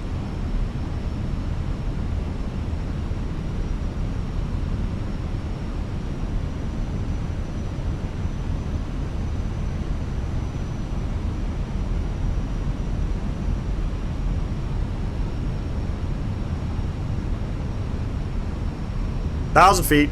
My aircraft. 1,000.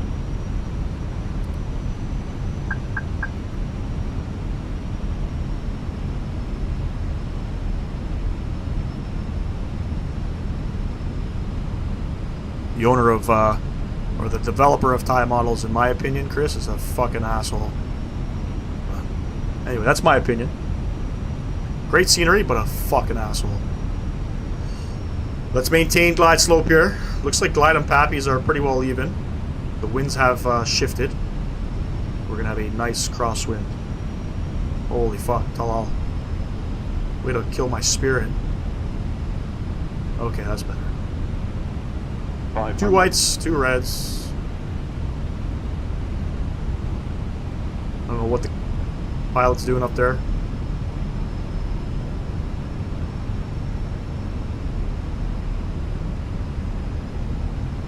Hundred above.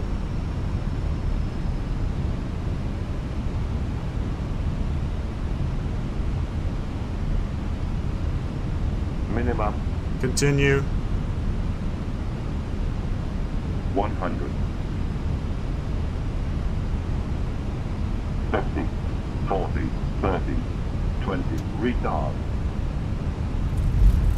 Smash her down. Off center. Reverse coming out. Terrible.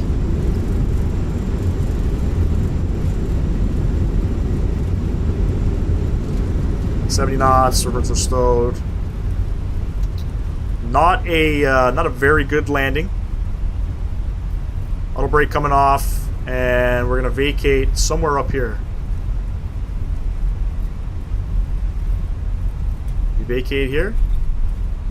No. We're going all the way up.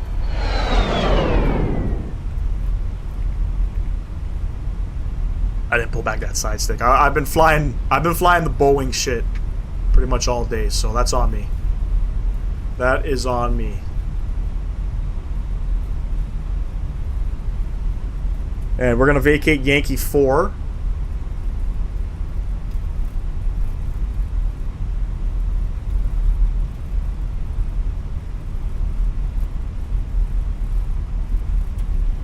You wanted to slap him yourself?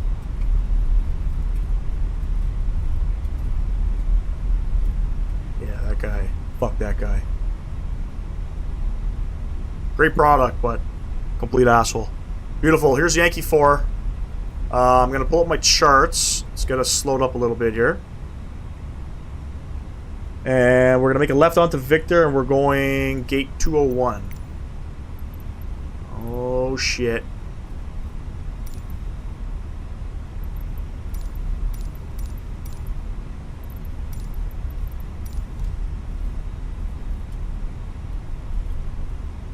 Okay, so I don't know if you guys remember when Cairo came out, I was going to give away some Orbex scenery, and he reached out to me when I posted the broadcast and threatened to kill my, word for word, kill my YouTube channel if I gave away Cairo, because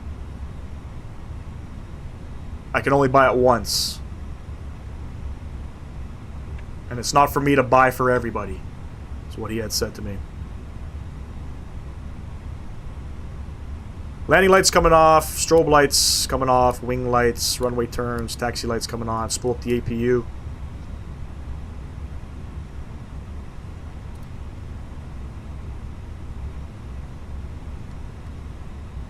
One hour, 17 minutes. Beauty. So we're going to taxi Victor all the way up to Uniform 4. Got a long way to go here.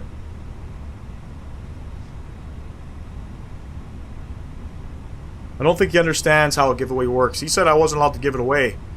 The stupid thing is, he doesn't understand you can gift scenery on Orbex. But hey, I respected his wishes. If that was something that he didn't want me to do, no problem.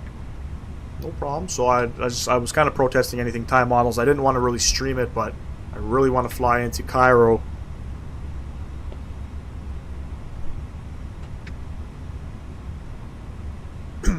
So I don't know. And then when I reach out to Orbex, they're like, yeah, you can You can gift scenery, no problem. We have no issues with you gifting scenery. Because then I was sort of worried about the legality aspect of it. Was I allowed to give away the scenery? Orbeck said, yep. Don't worry, we'll get a better landing coming into Bahrain. That was terrible.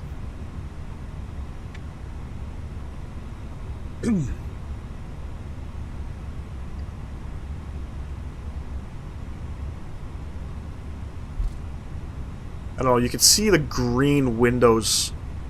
I don't know if that's how it is in the real world. Anytime you see scenery and they don't have like transparent glass windows, I always feel concerned with the level of detail.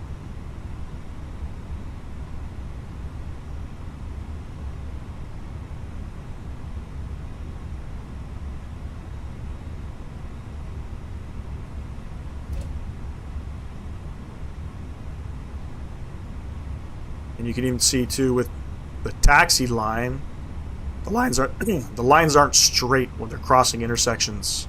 It's another thing. I mean, again, I'm a little bit picky when it comes to scenery and things like that, but you know, I always believe in, for the price that you pay, you know, you should be receiving top quality, especially when you're charging Fly Tampa pricing or AnyBuilds pricing. But we'll get a nice visual. We'll get a nice visual of the of what the terminal looks like once we get up here.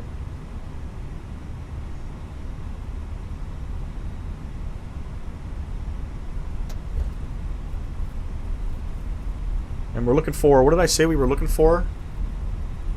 I think uniform 4. This is uniform 2, but it's saying uniform Charlie. My charts are wrong. Sorry, uniform Echo is where we got to turn on to. This is uniform Echo. And we're going right up there.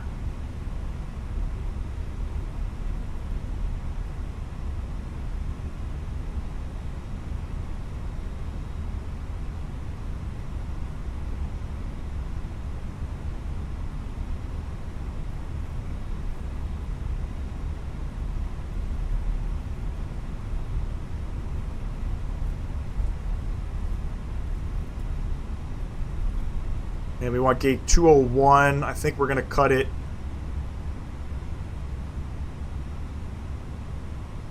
I think we're going to cut it right here. That's 201 left. Sorry, 301. No, 201. Right here. Looking at the wrong thing. The aircraft, so I picked the wrong gate. The aircraft actually deboarded from 301. But it's okay. We'll take 201.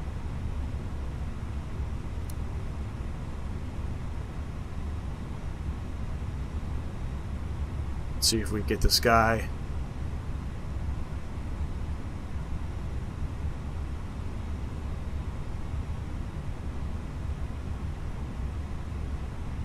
Showing us a little off center. I feel like we're right on the line.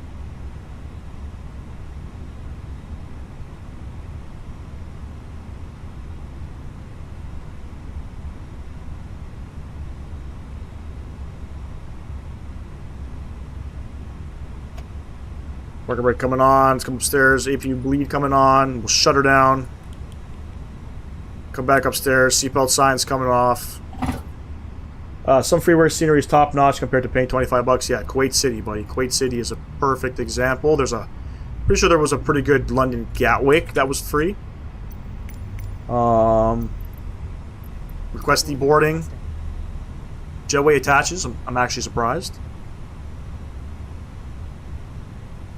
Keep the APU on. Yeah, this is the scenery here. It's not a bad looking terminal.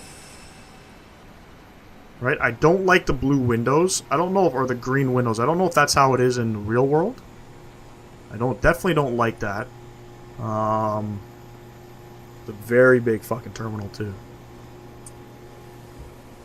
Everything's green. Maybe that's how it is. I have no idea. But yeah, this is what the terminal looks like. This is what you're getting. The ground textures are, you know, pretty decent. The lines got to get fixed. You know, when you start looking at, they want to put in like bridges and things like that. It's not symmetrical. You know, you can see it's like it does like a line and a line and a line. It's not symmetrical. Little things. I don't know where the front of the terminal is. I guess this is the front of the terminal. I mean, it's a beautiful looking terminal. You know what I mean? It is a beautiful looking terminal. But again, we got, looks like palm trees that are printed, and the roadways printed from satellite imagery. Fucking can't stand that. I can't stand that. You know. Alright, boarding. Boarding is happening. And again, I apologize for that shitty landing. Let me turn the sounds down here.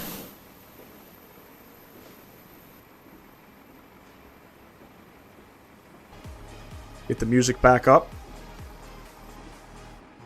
And I'll get ready for flight number 2. So we're going to deboard. We're going to get back up in the air ASAP. Probably in about 25 minutes we should be airborne. Got a Bills game at 6:30, so you know.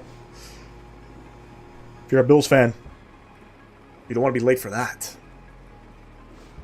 Catch y'all in a bit, ladies and gents. Don't go anywhere. A couple minutes, we'll be back up.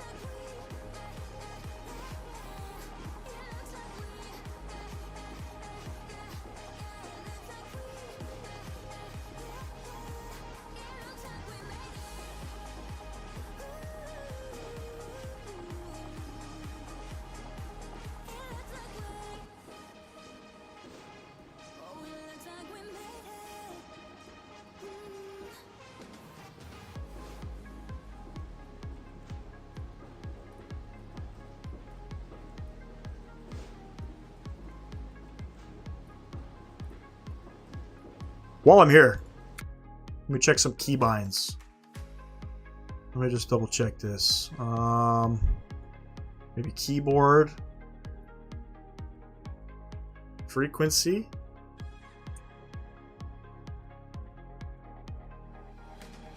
Nothing. Okay.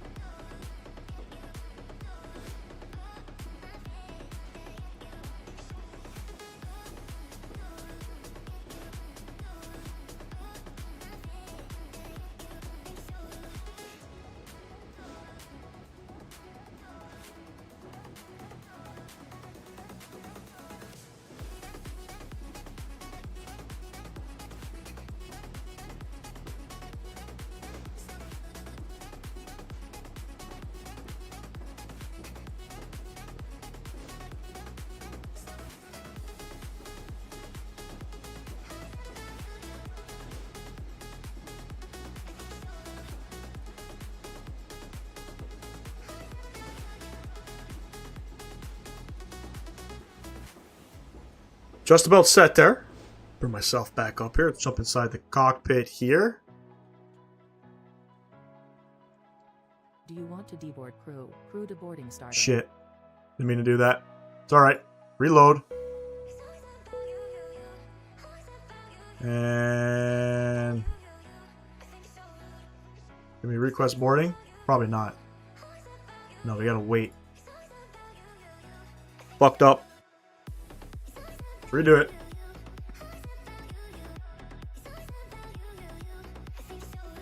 Return flight back to Bahrain. Let's hope for a better landing. Request boarding. There we go. There we go. Let's go ahead and change up the flight in here. Import next flight. There we go. We have it. Muscat back to Bahrain, and we are Gulf Air 561. Move to the mass and balance tab. We're planning for 113 passengers, about 1,700 kilograms of cargo, and about 6,500 kilograms of fuel. Beautiful. Let's come down here, and we're gonna go and request flight in it. We'll initialize the flight, whatever you call that. Everything should change. Flight number Gulf Air 561, service back to Bahrain. Estimated time 1 hour 30 minutes. A little bit longer. We were 117 here. We can go ahead and reset that. Over to the init tab. Let's request that. And we're all set up on SimBrief and VATSIM. We are Gulf Air. Do you want to board crew? Pilots boarding starting. 561. Cost index of 38. Cruising up today. Flight level 360. And I think that's not set, so we'll send that off. Bam, just like that. Just like that. Crew boarding starting. IRS in it should be already aligned. Beautiful. Now, coming out of Muscat, we do have a departure. So we're departing off of 26 right. We're not going to go to 26 left. It's just super long to get around. And we're on the IVT 2 Papa. Let's see if that's here. IVT 2 Papa. No transition. We'll execute. In Bahrain, it's a really weird approach coming in. We're going to plan the ILS 30 right approach on the Ordig 1 arrival. We're not going to fly the full arrival. It zigzags. We're not going to fly the full arrival. We'll just fly some of it. Just make sure all of this. Beauty. perf tab here. We'll go ahead and get our perf information. 26 right, it's dry. We'll sync, and we'll calculate. There's our speeds, 47, 47, 49. Transouts 13,000. Flaps 1 down 0.2. All of that is plugged in. Beautiful secondary flight plan. Copy the active. Like we always do. Oscar, Oscar, Mike, Sierra will plan for the return. Passengers boarding started. Just in case. Nope, doesn't like that one. Mike, Sierra. Mike, Sierra. There we go. And we'll plan for the ILS 26 right approach once again. No star. And good as gold. We're still on VATSIM. There's no keybinds. We'll squawk 2000 again. We'll come upstairs here. QNH is still 1015. And if I look at my departure, we got to be below 11,000 at EVETO or IVETO. So we're going to plug in 11,000 because we have a restriction. Most likely, we'll get rid of it.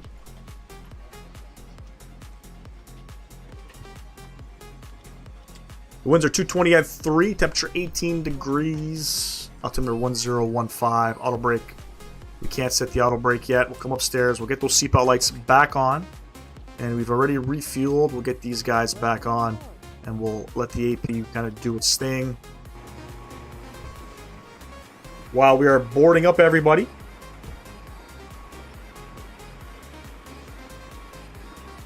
we had maintenance check out the landing gear.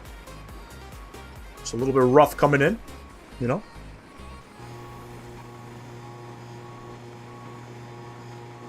Not sure why the baggage loads up so fast.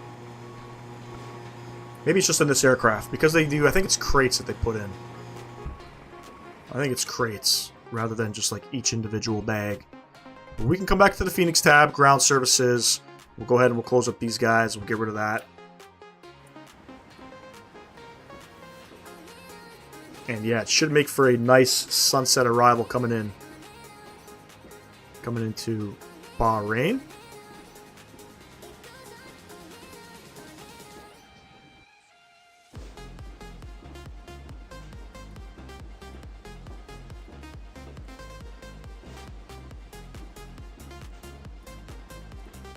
So I was looking at some pictures, some photos of what this terminal looks like in real life. It doesn't have green windows.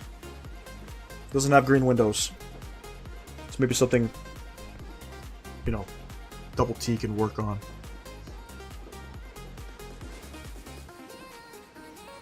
I'll be right back. I'm going to grab a quick beverage.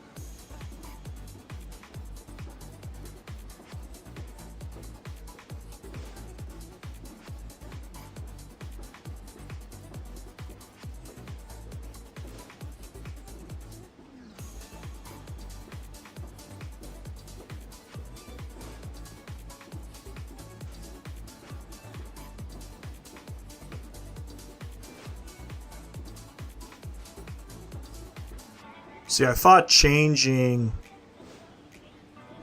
the boarding and deboarding density was going to help with, I guess, the baggage loading, but it does nothing.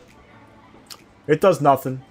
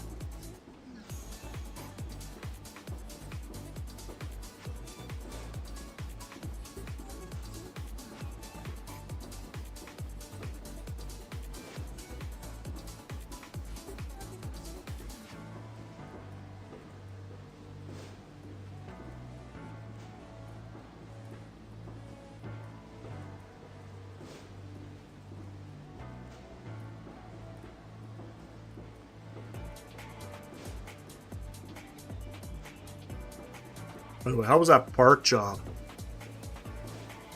Right on the fucking money. Right on the money. I have no idea what GSX is doing sometimes. Right on the money.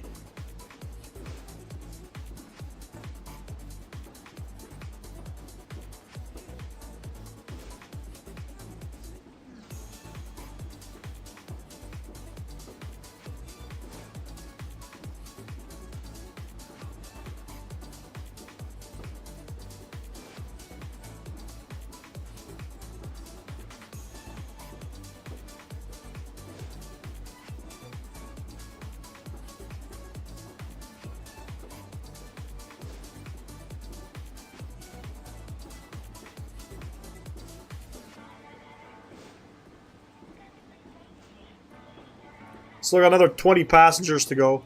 25 passengers.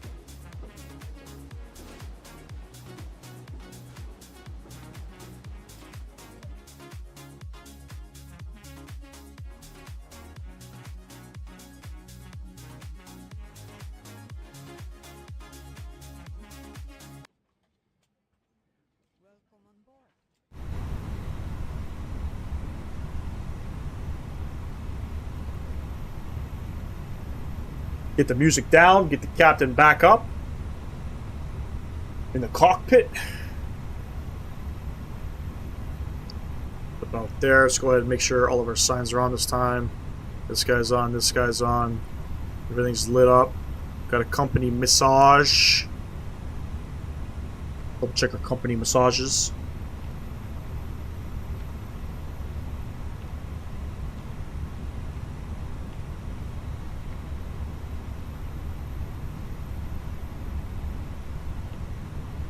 Never really looked at these load sheets.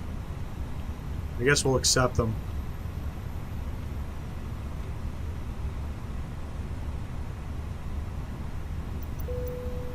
Boarding complete. We'll go ahead and prepare for push. Close up this guy. Beacon light coming on. Let the ground crew know what is about to happen.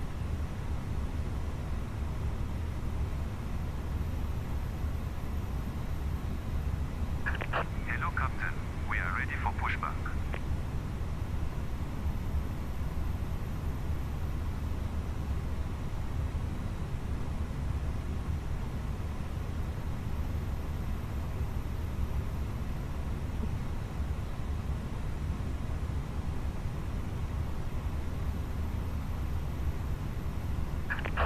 Departure checks completed. Bypass pin inserted. Thank you. Why is that door open?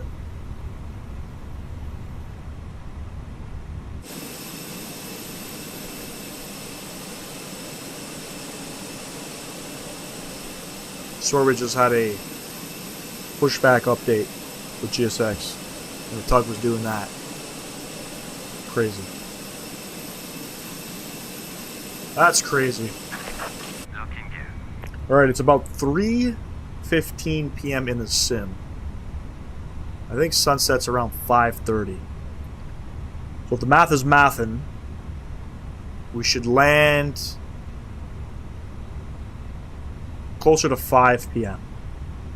So it'll be a nice little arrival coming in. We're going to push back, nose left, tail right, and I guess we'll come up to...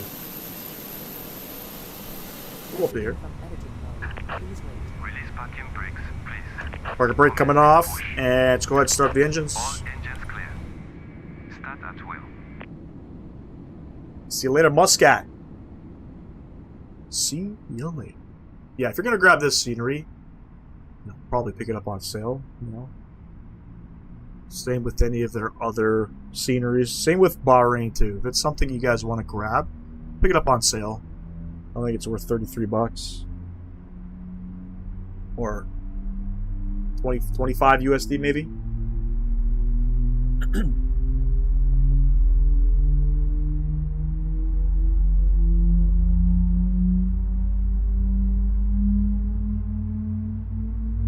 Really good engine sound. What's going on, Talal?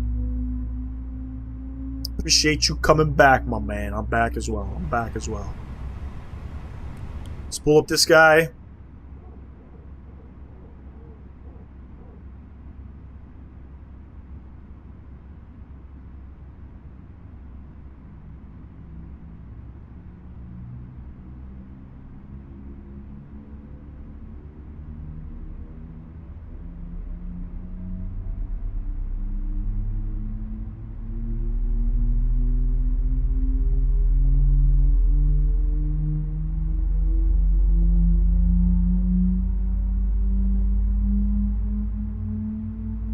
Always impressed every time I fire up a Phoenix aircraft.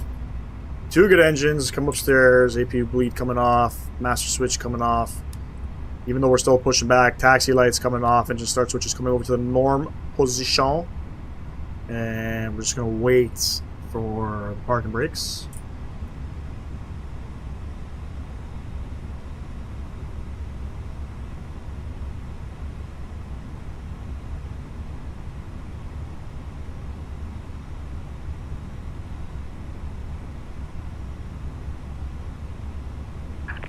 Please set parking brakes. Parking brakes coming on, flaps one. Let's have a listen. Not super loud. Couple other things we got to do. Trim it down 0.2. Engine start switch. It is back in the norm position. We'll turn this guy up. That guy's armed. Unlocking gear. Okay, Habibi. No problem.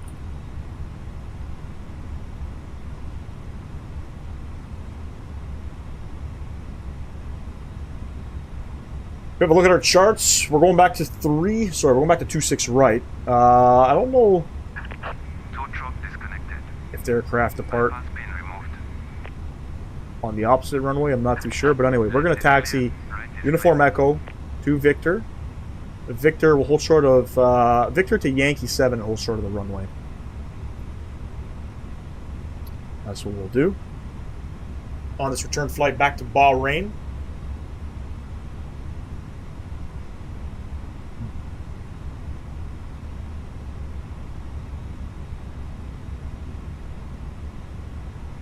The wing walkers and the tug are going back.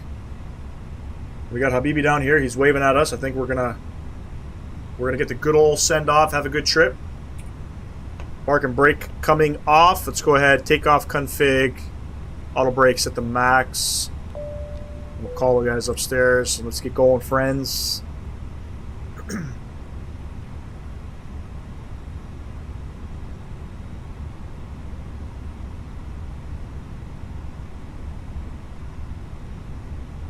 Ground staff sounds like they're from Brampton, Ontario? No.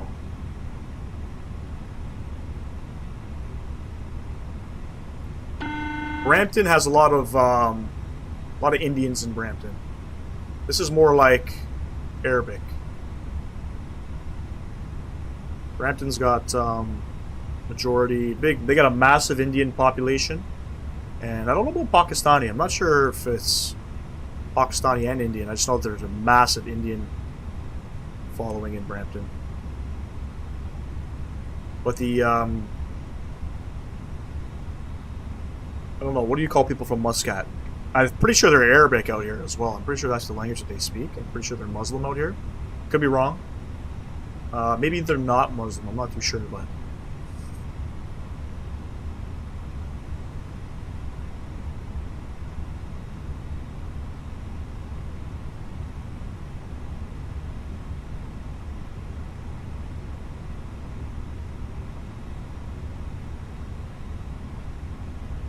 get that guy on. We're gonna go make a left.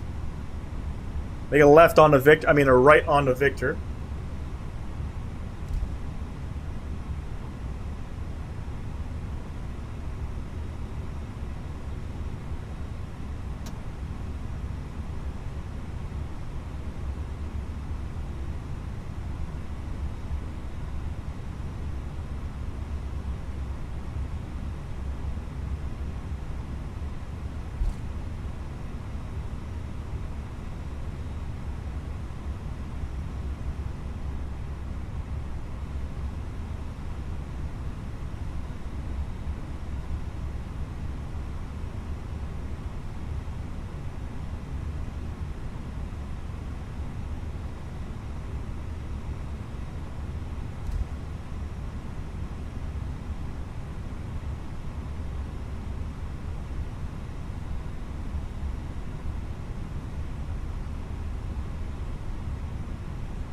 Does Egypt Air fly to Toronto? They do, yeah. They mix it up between 777s, and I think right now they're flying 787s out here. I always see them coming in, and I always see them departing. They normally depart, I think, around like 1 p.m. Eastern Standard Time. I think they normally come in around, so I generally see them when I go to work.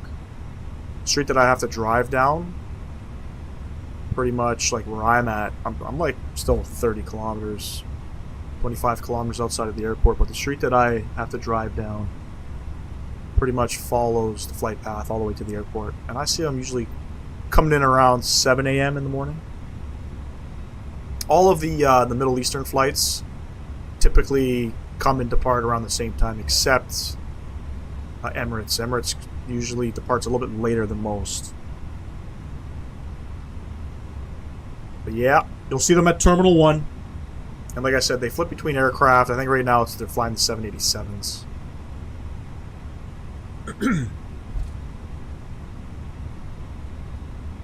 Not many flights in Africa, by the way, from Toronto. We have, I don't think Air Canada flies into Africa. From Toronto. You can... into Africa. I think Ethiopian flies here. I don't know if it's direct, though, from Addis Ababa. It might be direct from Addis Ababa. What's going on, Pavel? Stream's going well, my man. We're headed back to Bahrain.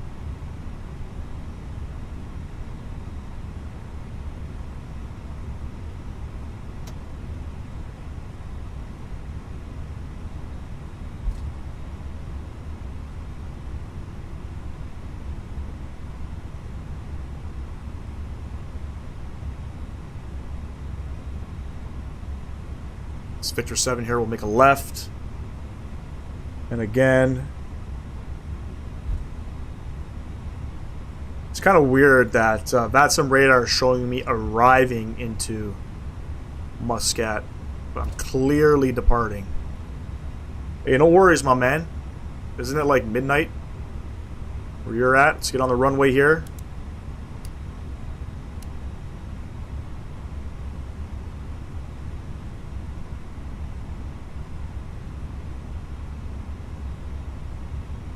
Cathay Pacific to Hong Kong, yep.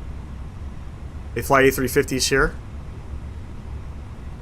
Don't know if I've seen Cathay Pacific. I'm sure I've seen their 747s. They do like cargo ops to Chicago. There, now it's flipped. Now it says we're departing. We're the only ones departing. My buddy actually just came back from, I think he was in Mumbai. And he missed his flight and ended up having to fly through Hong Kong back to Toronto. And he flew Cathay Pacific from Mumbai to Hong Kong and then Hong Kong down. Pretty cool. He's posting some pictures inside the aircraft. They got, like, in the A350s, they have the cameras at the nose gear and on top of the tail, which is pretty cool. Landing lights, nose lights, chrono coming on.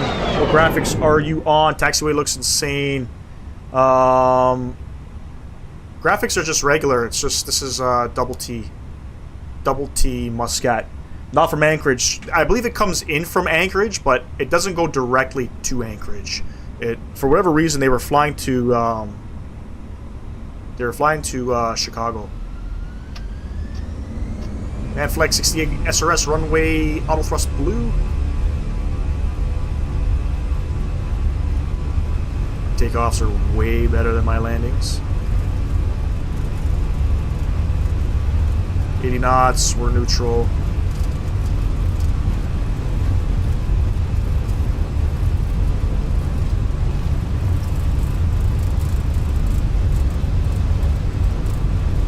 And D1.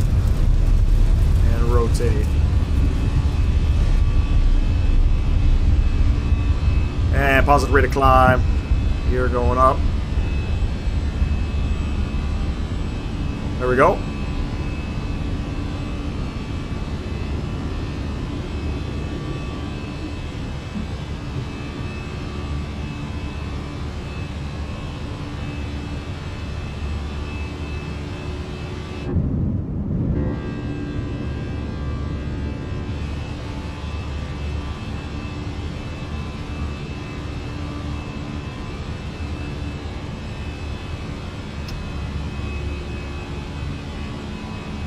Thrust climb set.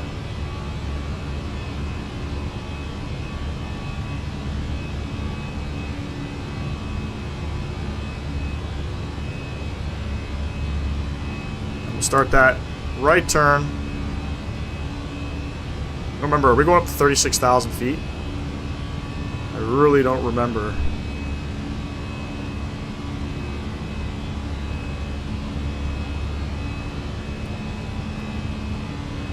Clean up some flaps there. We'll get rid of some signage. I mean, some lightage. Sometimes we get a military troop transport 747 here in Jacksonville from Atlas.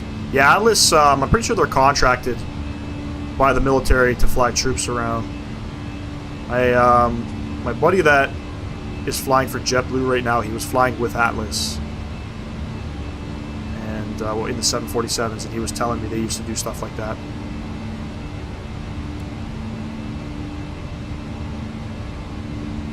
And we start pitching up. And we'll go ahead, we'll get that autopilot in. Start pitching up a little bit more, bring you guys back upstairs. Good shit. We got a restriction up here. Appreciate you, Pavel. 230 knots. We'll get past that soon. We have another restriction of 11,000 feet, which we're just going to go in an open climb. We're flying on the network by ourselves, so we don't need to worry. Transalt is 13,000.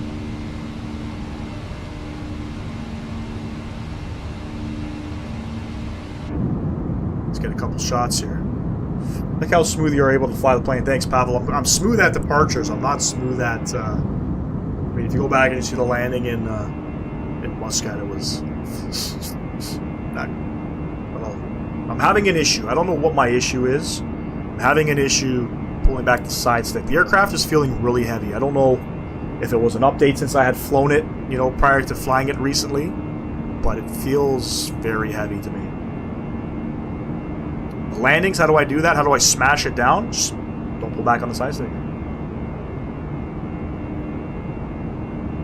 Though I use FSI panel a lot, so I'll practice my landings, kind of do like a little bit of a warm-up prior to live streaming. The problem is I didn't practice, even though I know I flew the other day, I didn't practice in the Fenix today.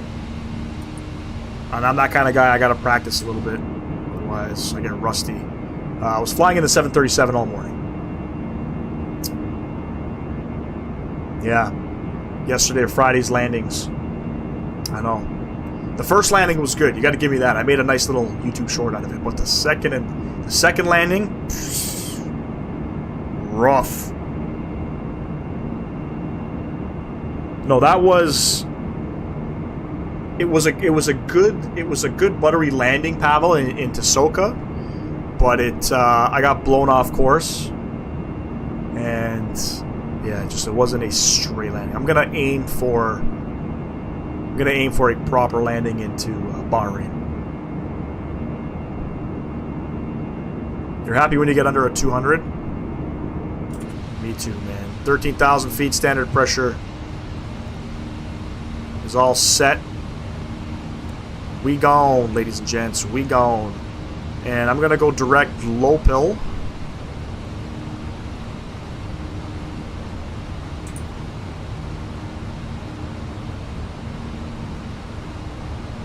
I legit thought you were going into the jungle in Soka. Dude, it's so dark, man. If you really want to practice your landings with FSI panel, you got to do some night landings, man. I think that's what I need to start doing. I should start practicing the landings in the nighttime. Only. Strictly. If I can butter it in the nighttime in the middle of the jungle, I'm sure landing in the daytime should be like textbook. You know what I mean? No, I didn't go off the runway. I just... a little sidestep. It touched down perfectly, centered, and then I was just a little delayed with my rudder pedals. So I get space oriented and flying in the nighttime. I don't know, where the aircraft is. It was very dark landing in Cayenne too. But I get super disoriented. Sound's coming down. Tune's going up.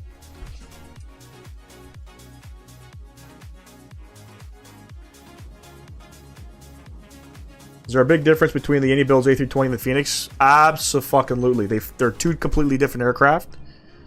The Fenix, really heavy.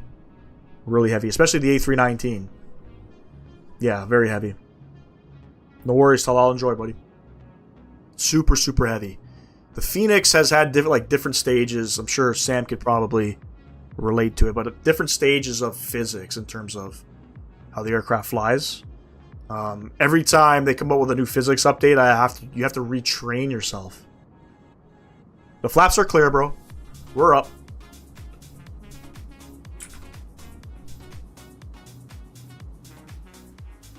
No flaps up. Flaps are up. Spoilers are disarmed. We're good. There we go. Plus, I'm pretty sure in the Airbus too, if you forget your flaps, I think they auto retract. Somebody can correct me if I'm wrong on that one. I'm pretty sure it has a feature.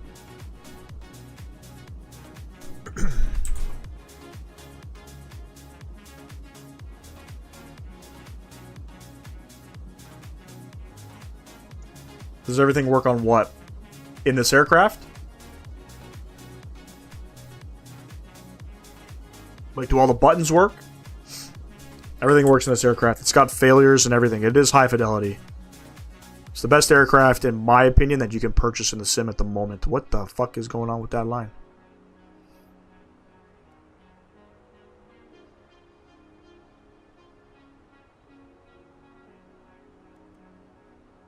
It's got to make sure that's not a waypoint. Probably is a waypoint.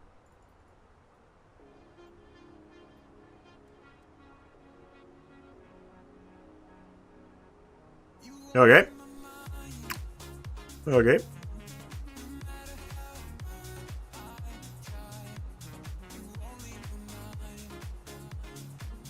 Okay, we're gonna clean up some shit here in the flight plan. We're gonna get rid of this guy. See you later.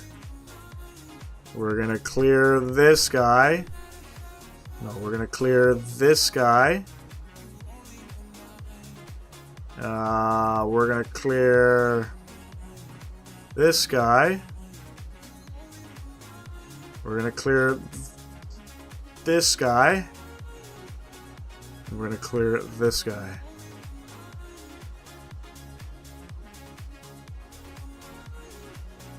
Wait.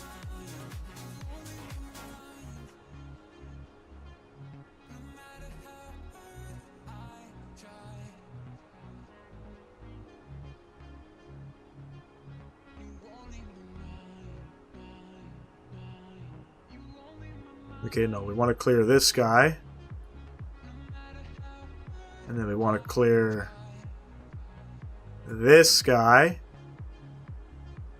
And then we want to clear this guy. That's what we want to do.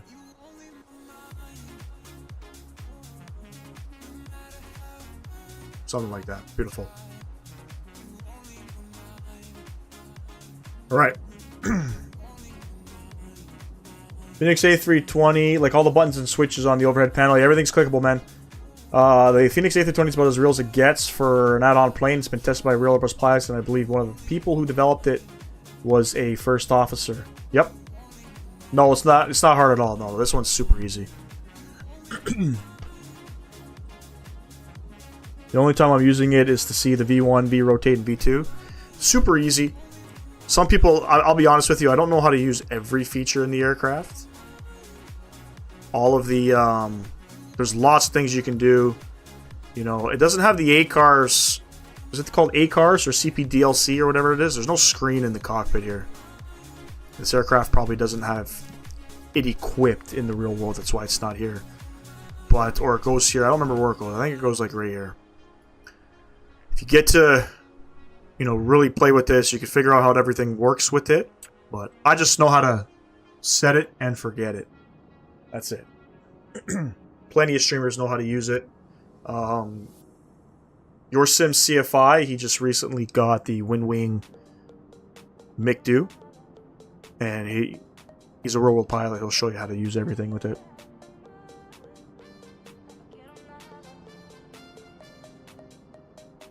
Yeah, Boeings are a little bit more complex. More switches to press. A lot of things going on. You know. The Airbus stuff it's really nice to fly.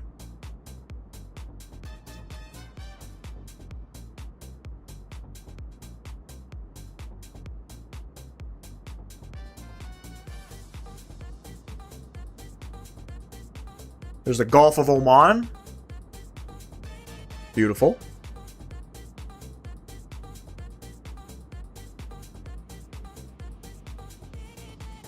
You got an FCU? Yeah, send it, man. Go for it, Habibi.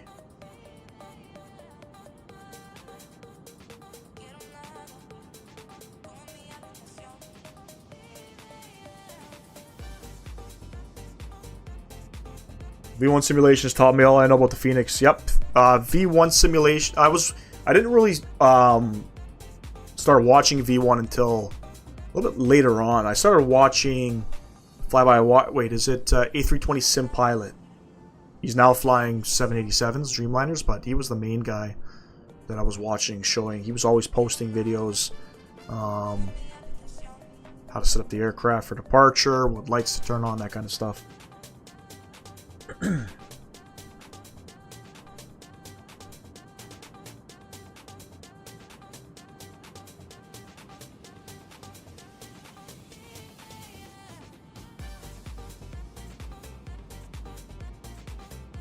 Don't worry about it, man. Yeah, okay.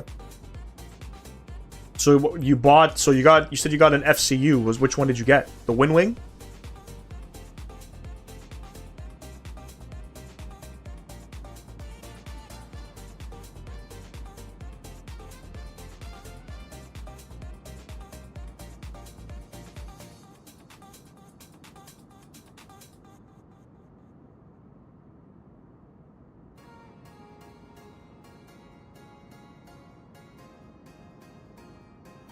Can't beat Wing pricing, man.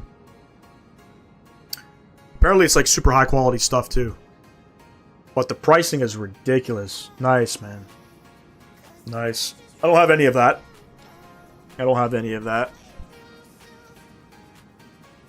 I was thinking of getting a radio stack. There's a Logitech one. I feel like that's something that I personally need.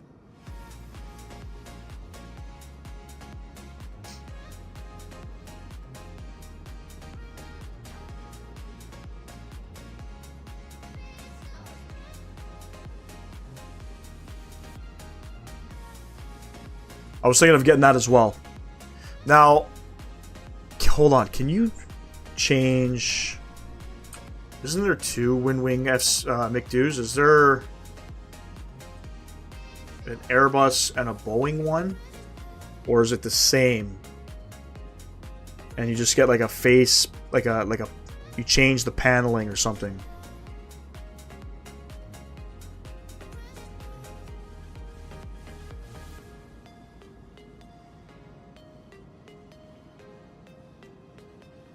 Did you hear about Flight Sim Studio E-Jets shutting down their Discord server because of the backlash? They deserve, buddy. They deserve all the backlash in the world, man. I didn't hear about that. I have a couple notifications from them in the Discord. I guess about some information that they've posted, but it's really disappointing that they haven't met their goal, you know? Yeah, but the Boeing one hasn't released yet. It's 320, 737, and you just change the paneling, or is it just the software built in? But yeah, Flight Sim Studios, I don't know. They fucked up. They fucked up. I asked Captain Canada in his chat yesterday. I'm like, "Hey, you think you're ever gonna fly the?" No, I said, "I know you don't like the Flight Sim Studio E-Jets, but you think you're ever gonna fly it anytime soon?" He's like, I think you answered your own question right there. Oh, they're two different ones? Really? Fuck. I'm just gonna buy two. I mean, I still enjoy flying the aircraft, but they're getting that VNav out. It's great that they're posting, I guess, updates about it, but I guess the real question is, are they actually updating it? Like, is VNav in the foreseeable future for Flight Sim Studios? I don't know. No idea.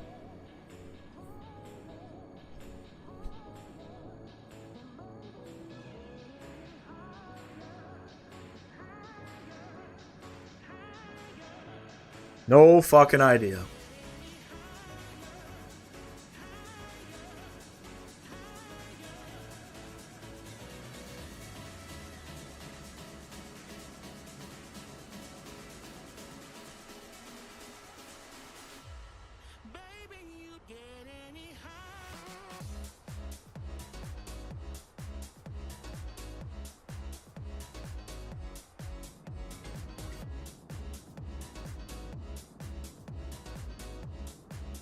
They also just released the McDoos for the 320, 737, 777, and 60. Really? Damn, homie. I don't know if I would buy all four. But golly. What I definitely need is a nice radio stack. They're expensive. You know, Logitech sells them for like $250. Thinking I'm gonna get one.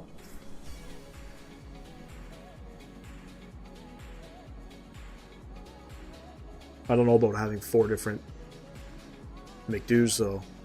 FMCs, whatever you want to call them.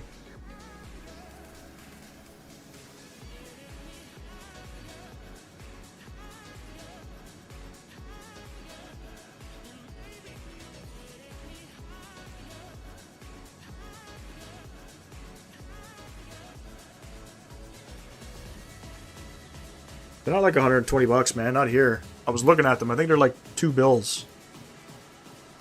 Let me see.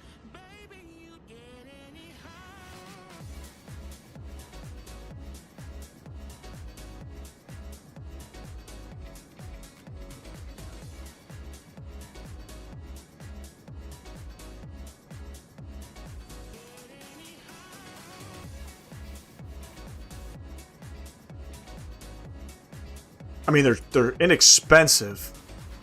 There's no question, but the website's not working right now. Not on my end.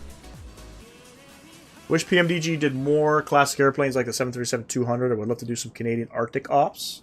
You could still do some. Canadian North flies 737-700s. And then I think Air North also has a couple 700s. PMDG has 2 models, yeah. 777, 737. Oh, there's a DC-6. But there's the 737 variants. There's 4 of them, 600 up to 900. And then the 777, there's the Freighter and the 300ER. They're working on the 747 as well. It'll be cheaper to deliver to Europe. Yeah, they're coming from China, right? You want the gravel kit, yeah. So then if you're looking at flying aircraft with gravel kits, the 200 is what you need to fly. Yeah, I don't know if PMDG is going to be making one.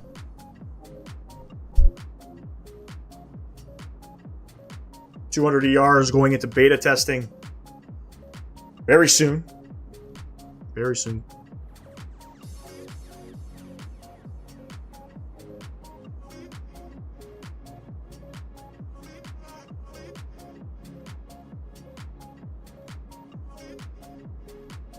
The gravel kit protects the aircraft, so the aircraft can land in remote areas on snowy runways or on dirt runways, and it protects the engine.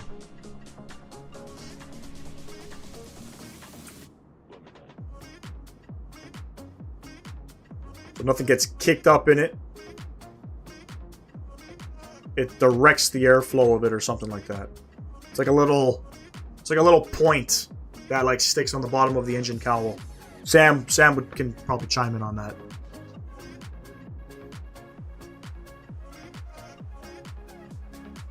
Well, here we are, cruising altitude, 36,000 feet. You hope to make all variants with the 200ER. Yeah. I'm looking forward to flying the 200ER. It's the most popular one to fly, at least in Canada. So I'm a little excited for it. Another probably $70 PMDG aircraft. Fuck. The Freighter was expensive. The 300ER was expensive. It's going to be my last PMDG aircraft until the 747. And if they're doing different variants of the 747, I'm going to be specifically looking for probably a 747-800 cargo. All right, brother. Enjoy. Appreciate you tuning in. Catch you in the next one. Yes, sir. Stay safe.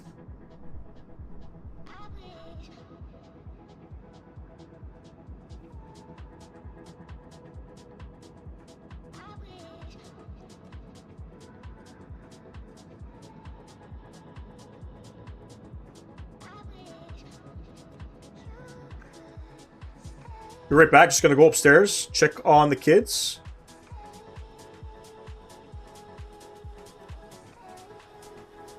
Yes, that's right. They have the 200 LR, not the ER. So wait, hold on. Let me just, before I go upstairs, Sam, are they releasing the 200 ER or the LR? I thought it was the LR.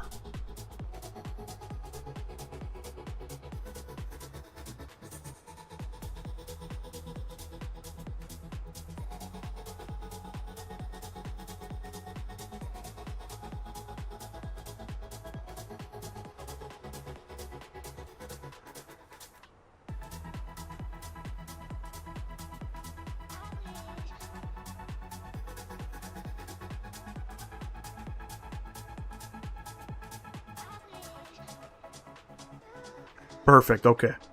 Yeah, I think the LR is, isn't it the... It's got longer range or something?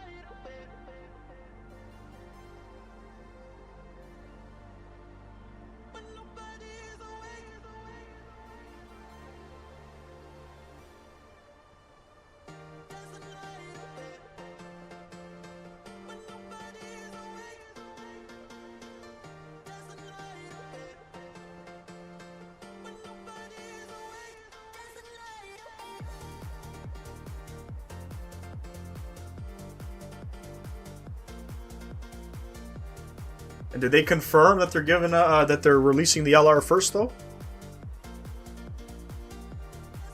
I haven't really been keeping up with their stuff. I was always in their forum pages, but it's been a minute.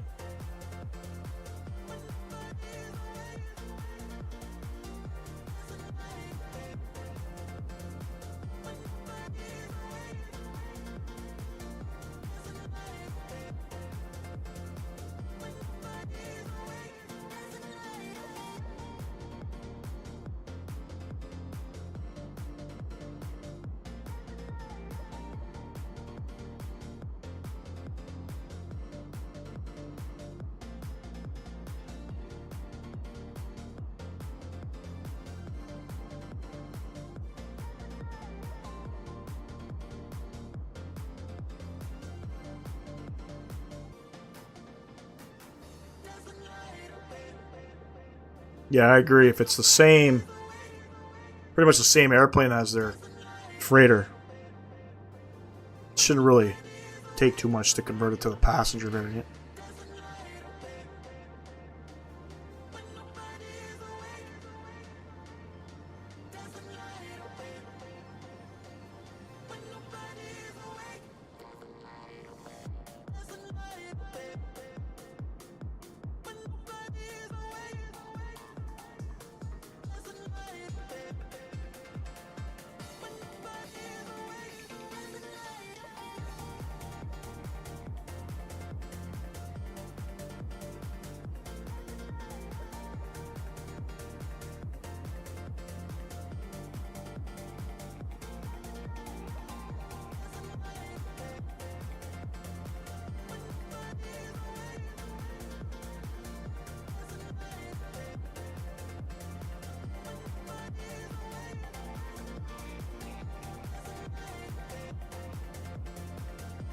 Probably is.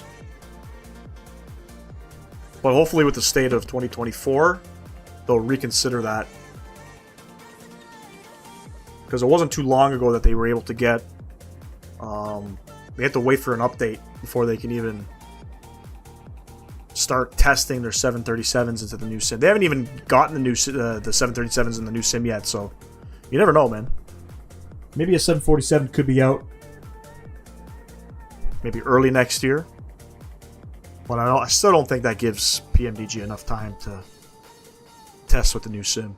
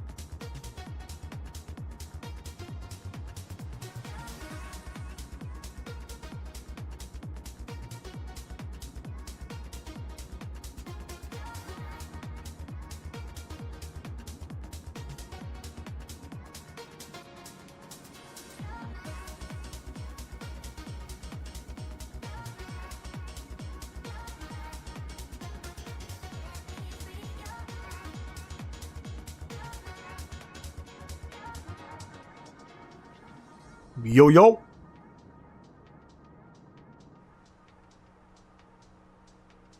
Been airborne now 30 minutes. 200 miles till top of drop. Another 35 minutes.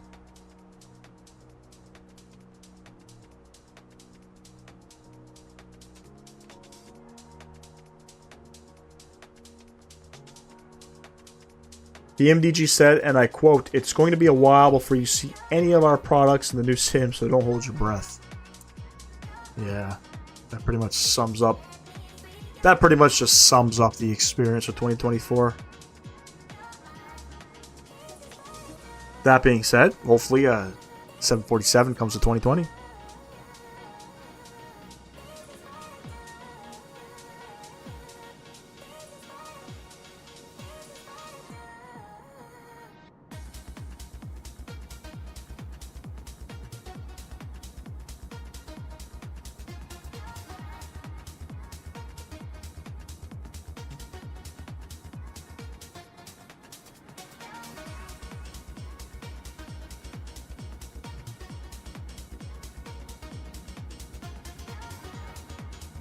See Dubai off to our left wing there. Let's wave and say hello. Abu Dhabi as well.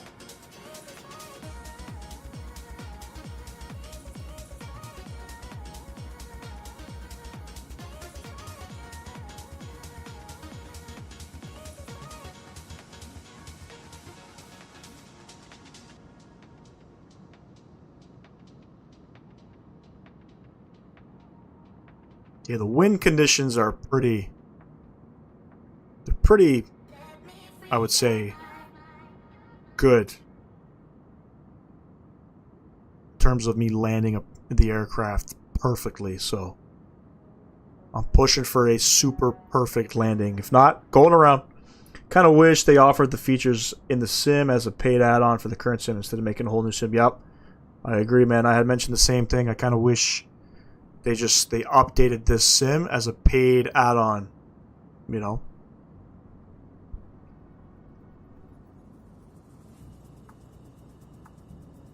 Better lighting, better, you know, night lighting, change the physics a little bit, you know. I mean, I'm not into, like, software or anything like that. I don't know anything about developing software, but I'm sure it's not that difficult to change the code. You know what I mean?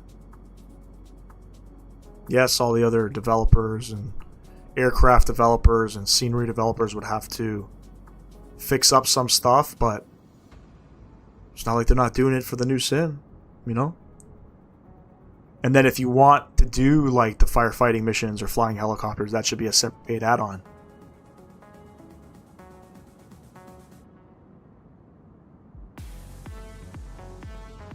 I have to admit though, flying the aircrafts in 2024 is a lot nicer.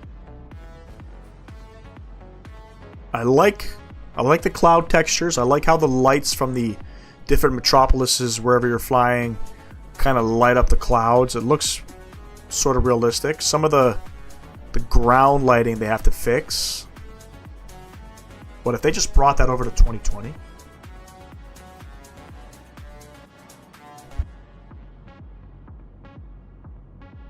Yeah, man. Yeah, I would have paid probably $100.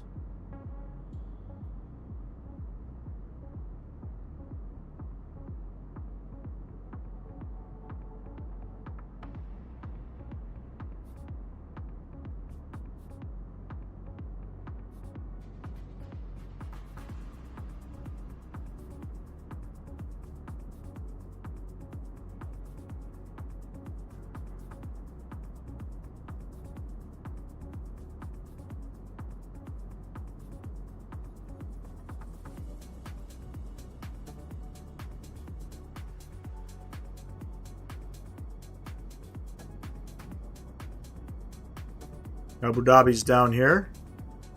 There's the F1 track. I know that because I'm pretty sure that's the Ferrari thing there. What do you call that? Can't remember. Pretty sure that's the Ferrari proving grounds or something.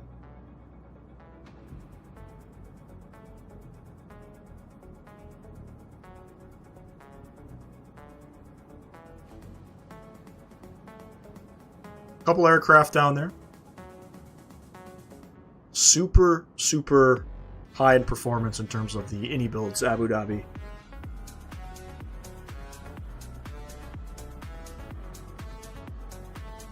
Abu Dhabi traffic, Qatar 1051, taxi runway 13 right via Echo 9, Foxtrot, Echo 4, Echo.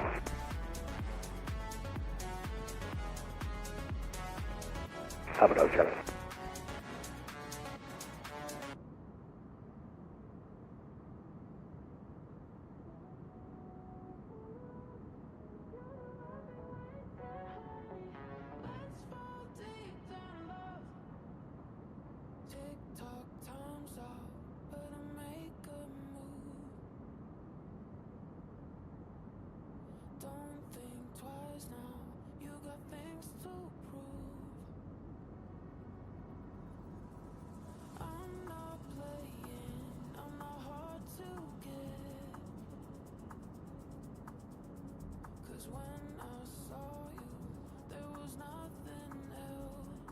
Despite not having any ATC online in Europe right now, I mean, there's some tower online, some approach controllers, but there's a lot of fucking aircraft flying in Europe. There's just as much aircraft flying in Europe right now as there is in North America. North America is lit up right now. The whole East Coast is lit up.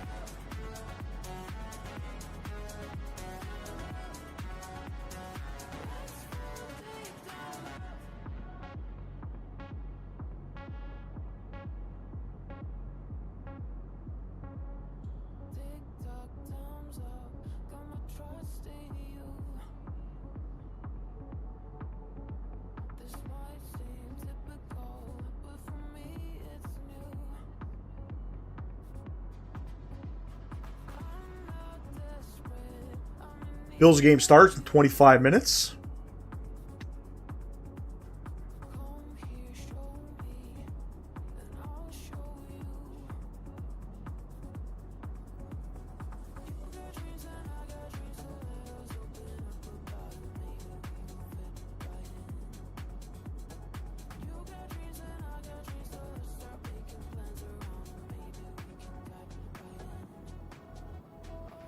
See the updates on the iFly Max. What did you mean to put 800? A Max 200? They got the plane model. What does that even mean?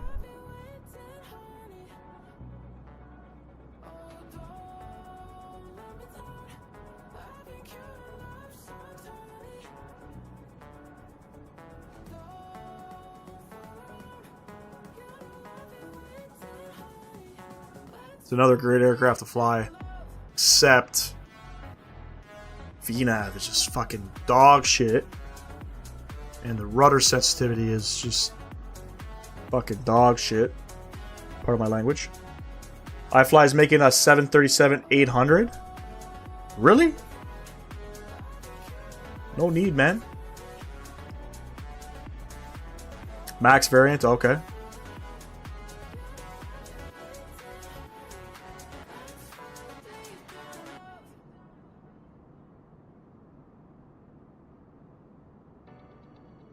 What is a 737-800 Max variant?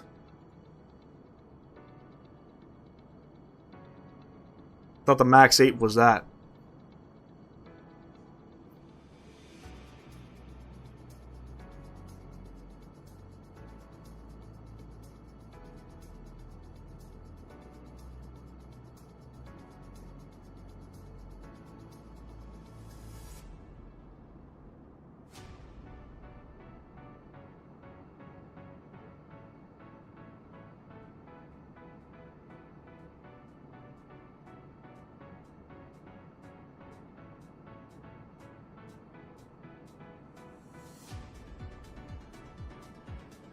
We're doing the Max 8 200.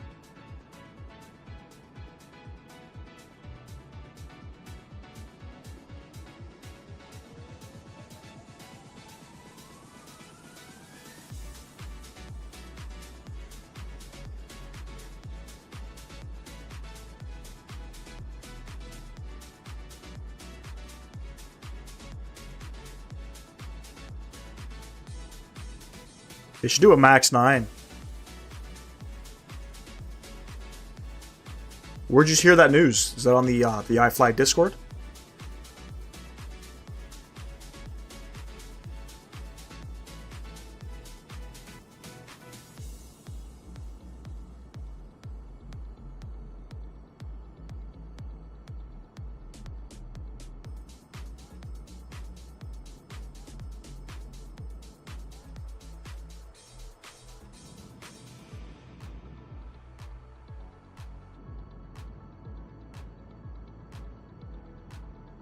Really? I thought Allegiant only had Airbus.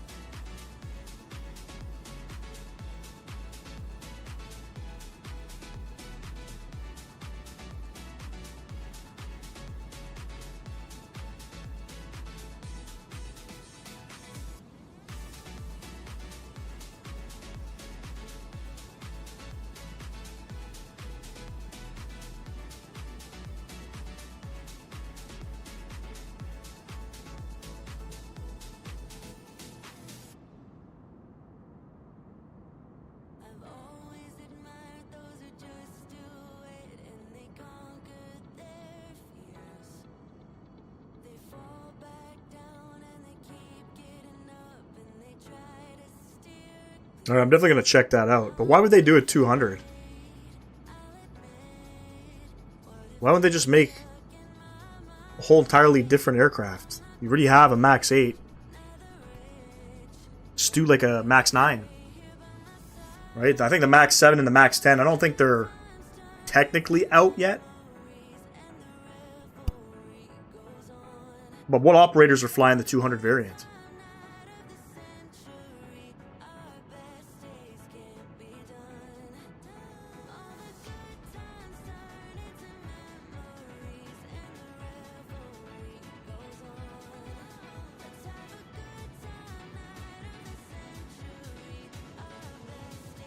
Is it like more seating or something? More fuel efficient?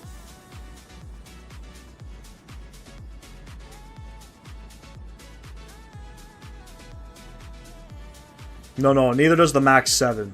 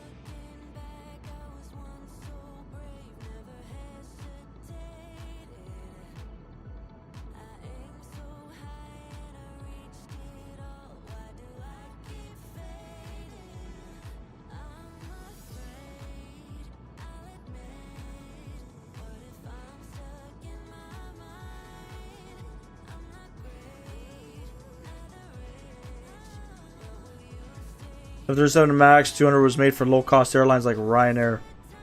Well, it makes sense why Allegiant would have one.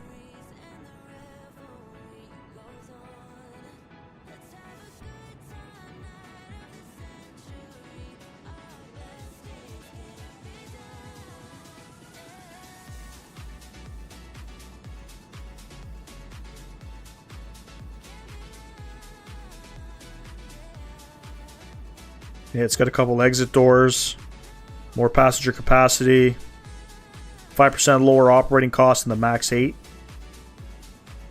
An order by Ryanair for 100 aircraft was finalized 10 years ago.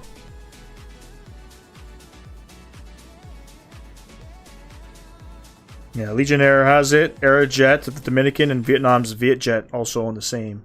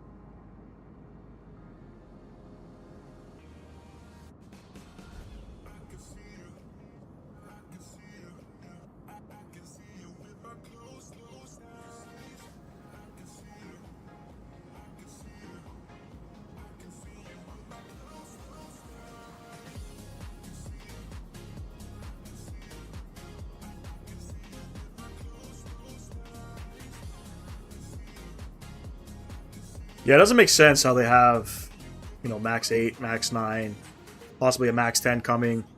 The Max 8 is the most fuel efficient.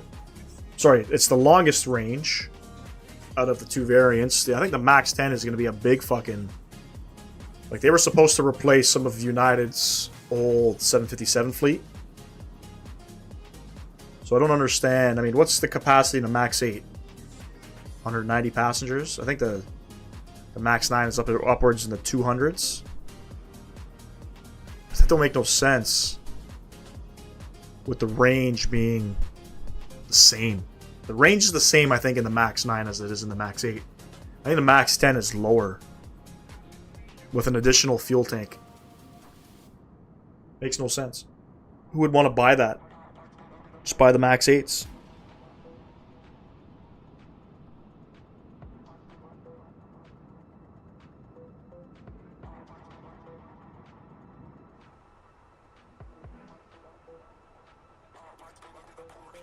Another 100 miles.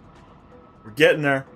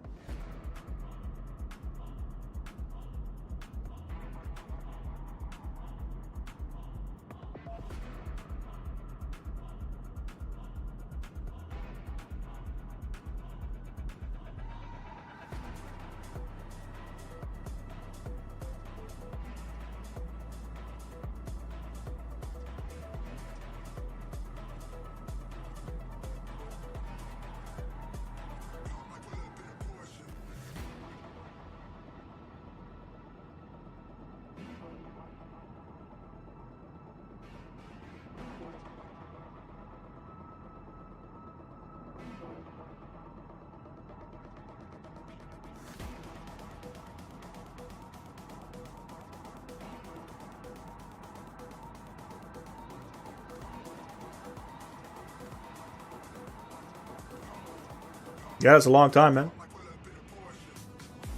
All of these mid-range, I guess, aircraft are all trying to compete for this long-range thing. You know what I mean? You got the XLR A321 that wants to go up to 12 hours of flying. The Max up to 9 hours. That's a long time if you think about it.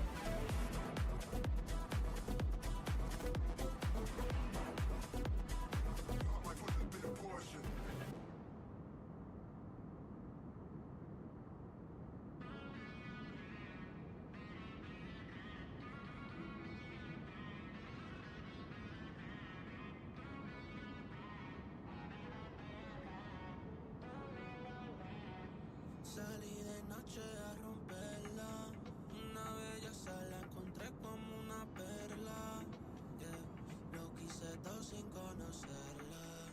Decidí de allí que yo iba a tenerla. Yeah. Tanta gata yo pichando. Por tu cuerpito lo quisiera estar chichando. Complaciéndote te quiero gritando. Ya esta pista toda la disco brincando. Salí de noche a romper. Salí de noche a romper. Ey, salí de noche a romper. Salí de noche a romper. Ey, salí de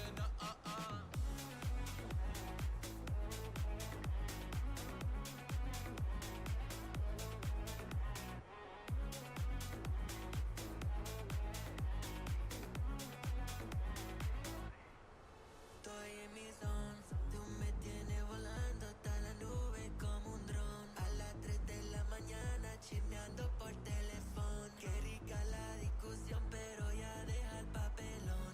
Encuéntrame la disco, perrearemos reggaetón. Damn, bro. Yeah, it's like 5.5 hours from Toronto. 6 hours from Toronto.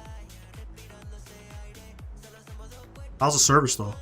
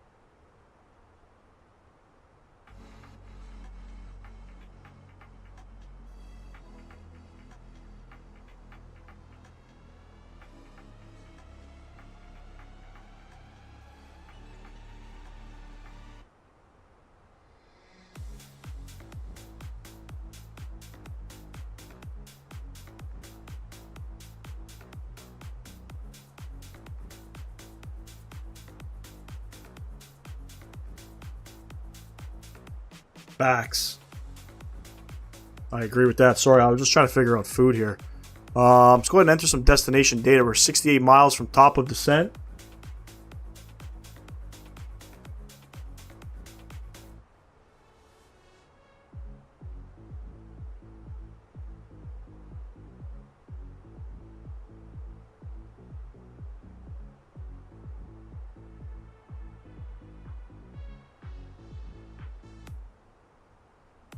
Sorry, one sec here.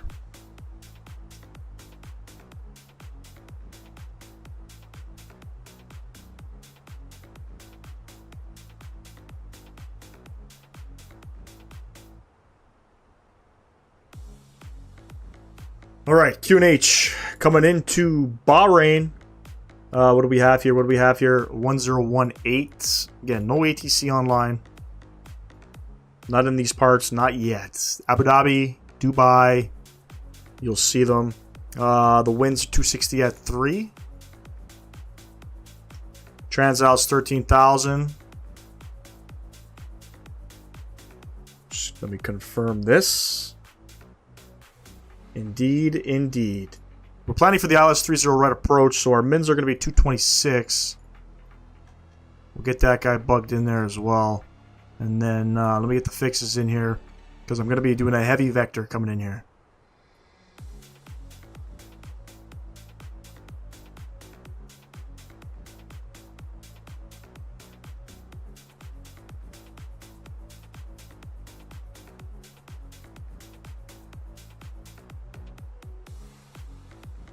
Beautiful. All that's bugged in there. Another 58 miles. You kind of shorten our descent here. So, sorry, our arrival. We're going to be headed down to... Let me look at this stuff here. Guess we'll capture the ILS. Looks like at 1,500 feet. So I'll probably bug in 2,000 feet. Once we get a little bit closer to the top of descent. We're still a little bit of ways out. Did that flight in the winter, and to go from 68 degrees to Orlando to 27 degrees and snowing in Keflavik was quite a shock. Yeah, but it's so beautiful up there. They got like the black sand up there, the midnight sky, the fucking... They got the, don't they have those, I don't know, those hot springs that you can go in or something like that?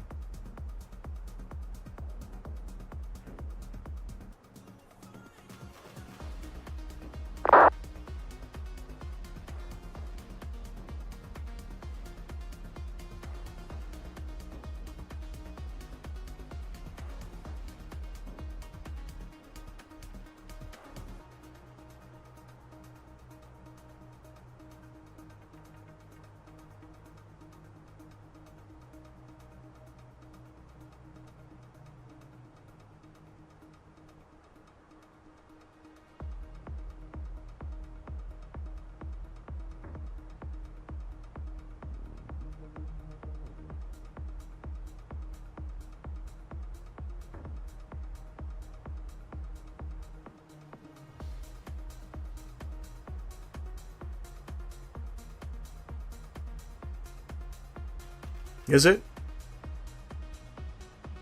See, we can Play Airlines. I don't know if you get Play Airlines down in Florida, but we can fly Play Airlines out of Hamilton, Ontario. It's a suburb just outside of Toronto.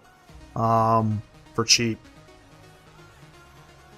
Like, I think, like, maybe, you know, $700 you're in Europe, essentially.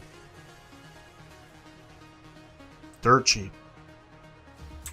They started operating flights out of Hamilton a couple years back now, I believe.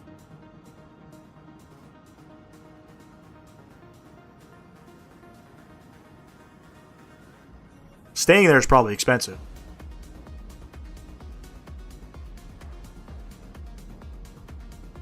Definitely on one of my bucket list items. Gotta go in. You gotta go in, I think, June. I think that's when the midnight sun hits.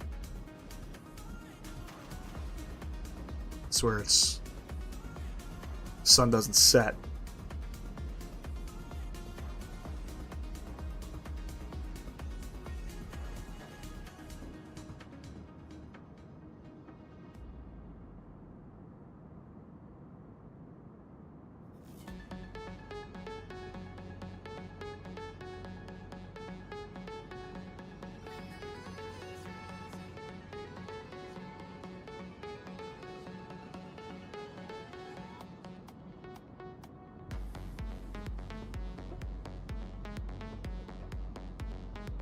Iceland Air is the only way to get from Florida to Iceland.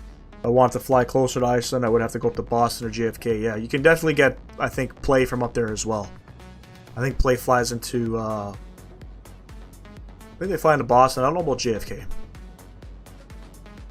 Soon they're going to be doing flights out of, I think, Newark up to Nuuk, Greenland. I think United's flying some MAX 8s up there this year.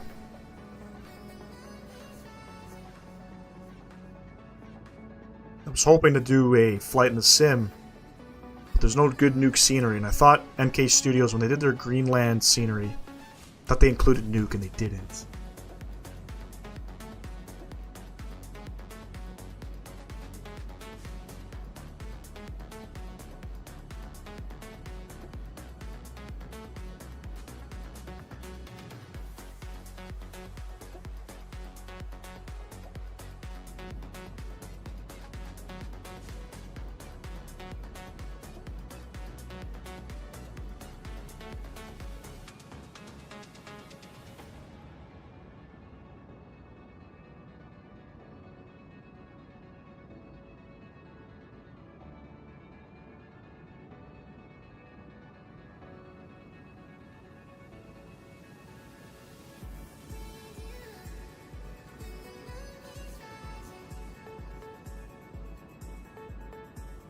I still think it's about 5 hours. I think I did it in the sim. I think I flew Keflavik to Boston in one of my YouTube videos. One of my first YouTube videos. I think it was like 5.5 hours.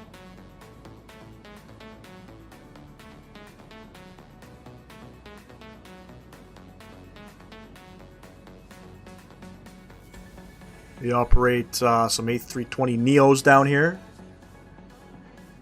into Hamilton. I don't know about Boston or in the outskirts of New York. I don't think they go. I think they go to White Plains. If I'm not mistaken. I think it's White Plains where they fly into. I think in Boston they mix it up with the A321.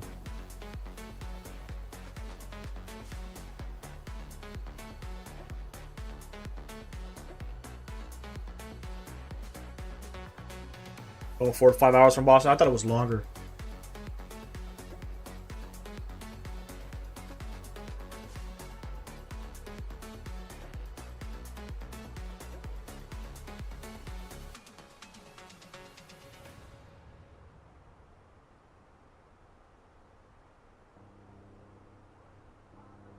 Didn't realize how windy it is up here. 36,000 feet, considering the weather is relatively calm coming into Bahrain. 260 at 3. We got basically a quartering headwind of 119 knots. Explains why it's taking a little bit longer to get out here.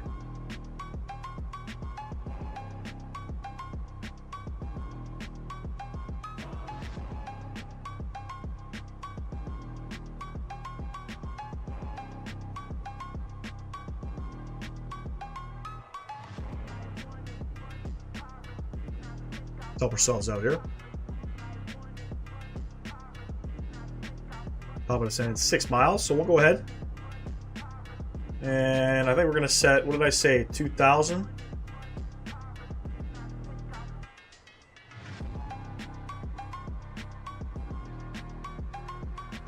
Start our descent on down.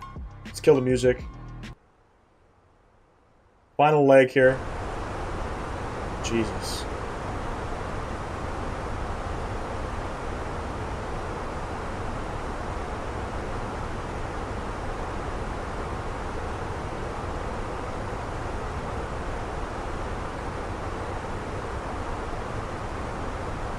Get myself back up here. Pretty nice sunset landing, semi-sunset flight. Not quite. Been to Sweden before. It reminded me a lot of Iceland. Yeah, I'd love to go there too, man. Fun fact about Sweden. So my old boss's sister moved to Sweden like 30 years ago. She's married out there and she's got kids and stuff like that. Kids are older now. He was telling me that they don't use any heat up there to heat their homes. They have heated floors. I don't know if that's a thing.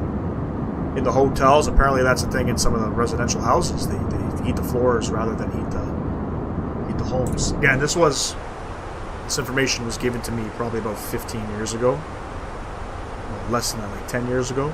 I don't know how accurate it is, but I think that's pretty cool. Right? I think that's pretty cool. Now that I think of it, having warm feet, I mean, pretty much, despite, I guess, whatever the temperature is in your room, will keep you warm.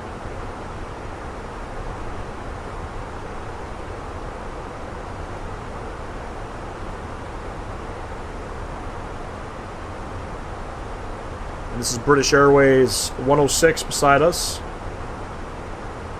Right up here. He is flying an A380. Back to London Heathrow from Dubai.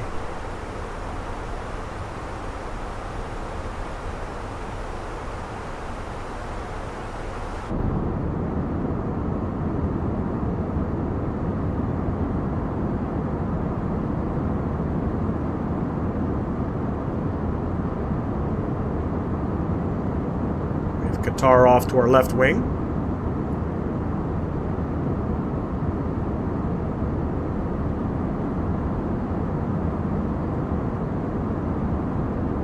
How long do you think you'll have until you reach 2K subs?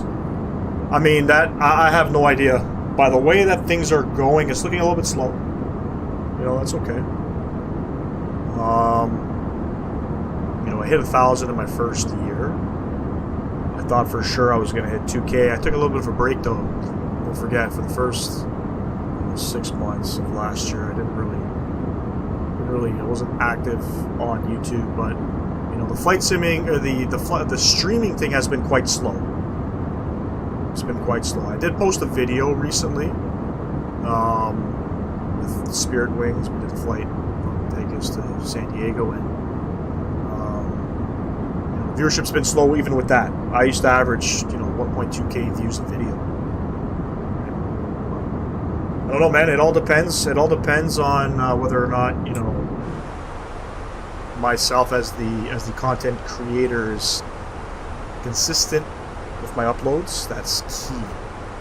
If I'm consistent with my uploads, it could happen overnight.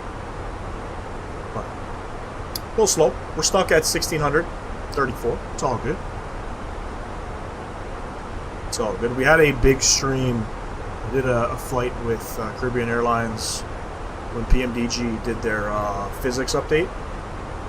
And I had a multi-stream going, so we had a regular stream as well as a short stream. The short stream, I had 100 people watching me, pretty much for the whole duration. So that picked up, I think, like 4,000 or 5,000 views in the one live stream. That was pretty big. But after that, I started having stream troubles with streaming on the shorts, and I thought that was my sort of gateway. I picked up like 100 subs on one stream.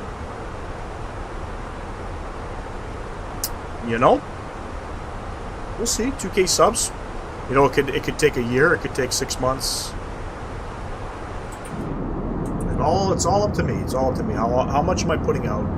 How consistent am I with the quality of the live streams? Where am I flying is important as a content creator, flying in flight sim. Something that I really notice is you get more viewership depending on where you're flying. That's sort of how my community is sort of built around right now. You got some other streamers that, you got some big names out there that are buddies with a couple other small streamers, and they sort of piggyback off of the bigger streamers to help build their community. I'm not gonna mention any names, but that sort of thing.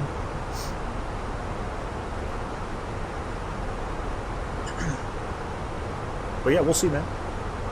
Just gotta be consistent, If I stayed consistent, let's say for the whole year of 2025, live stream, let's say four live streams a week,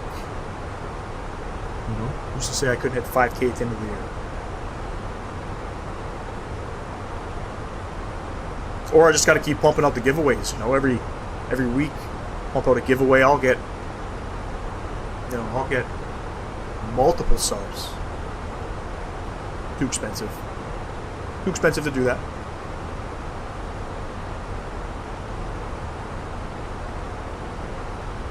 It's the thing with YouTube, it's very tricky, especially with flight sims.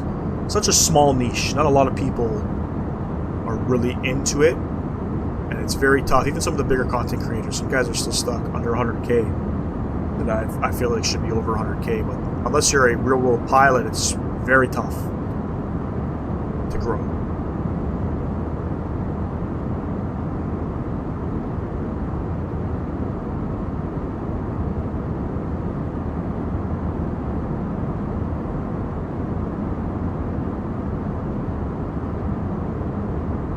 Passed through 20,000 feet. Transal's 13,000 out here. We're looking good. I could probably, yeah, I'm not gonna vector myself off anymore. I'm not gonna lie, that curvature there is looking a little bit strange, if you ask me. I don't know what the fuck's happening there.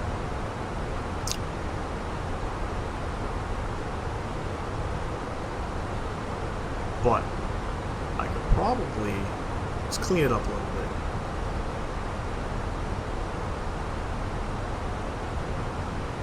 Do that. Let's clean that up a little bit. There we go. We'll vector ourselves. More drag. Yes, sir. Yes, sir. We'll vector ourselves for final. It shouldn't be too bad. I didn't want to fly that hole to rival. It's so, like, windy and twisty. And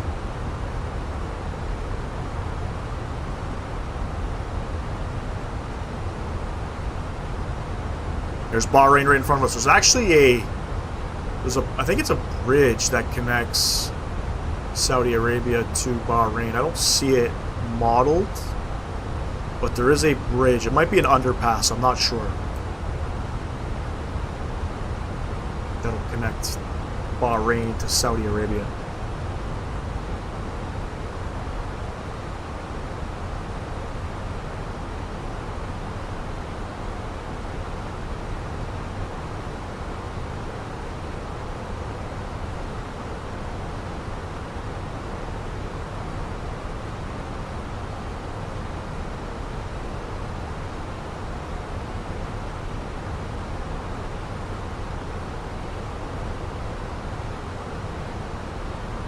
Plan for a nice, beautiful, buttery landing.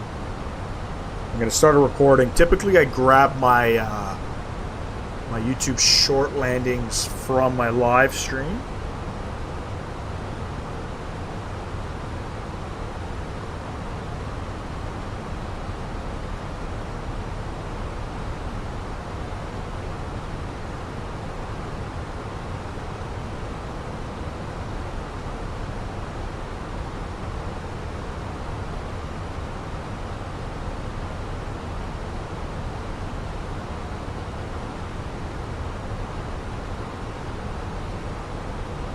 Alright, coming up on 13,000, we have altimeter 1018. 1018 is set in here. We're going to confirm everything up in this guy. Everything looks fantastic.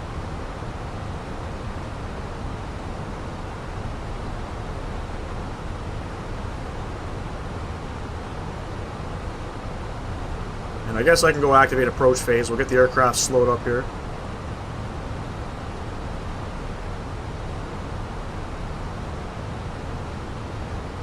And it's going to be a long sort of vector coming around.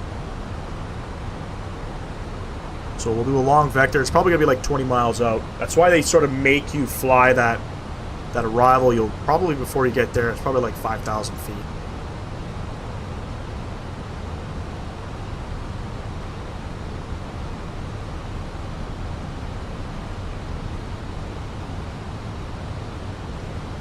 We feel like 11 degrees on kickoff on the Bills and Ravens game. Is it snowing?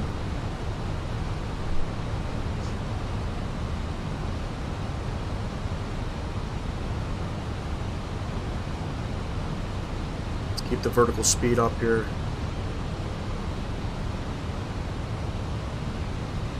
We'll go 2,000 feet per minute. We got to blow off about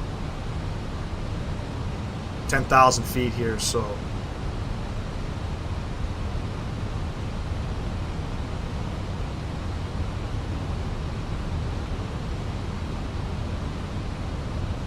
Perfect. I like that. I don't know what the aircraft's doing. Okay. What's that heading that I need to be on? I think it is 120.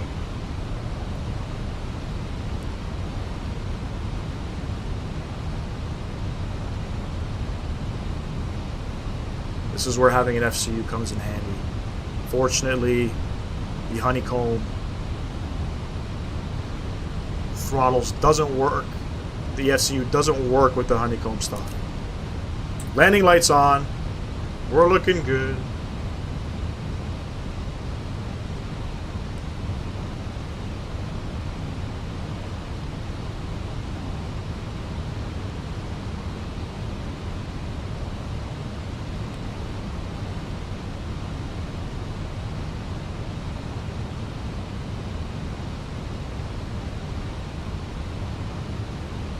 Look at my waypoints here. Let me see.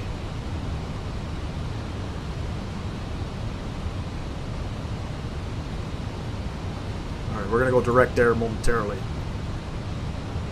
Fly on this heading for now.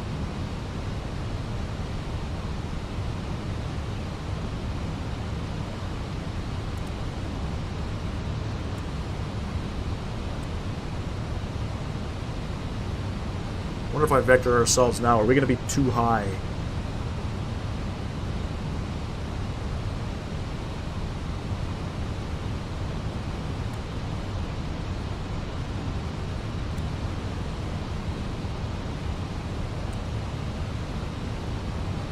We're about 20 miles, I would say, out from the airport. I could probably start doing that now. So we're going to go direct here. We'll insert that, start that turn, and look at that, we're right on VNAV profile. That's insane. We're gonna go ahead, put it back into managed descent, whatever you call it. Beauty. Not bad.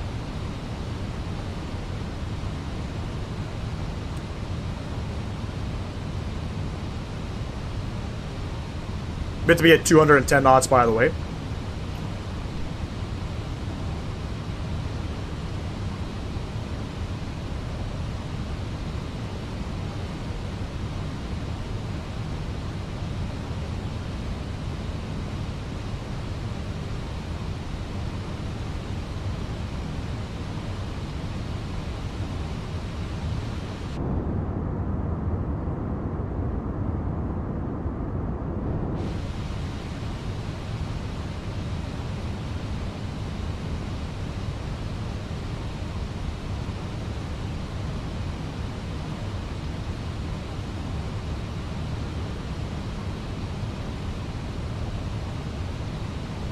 Have some fuel transferring, 2,900 kg of fuel. We might have enough for one go around. That's going to be a problem.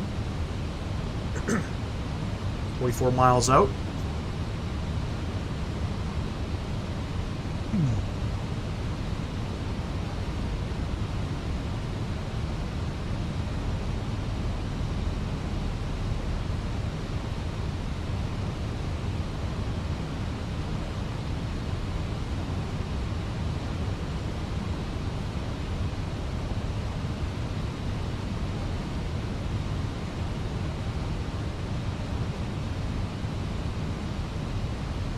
See the airport out here, beautiful, looking good. A little slow coming in on the turn.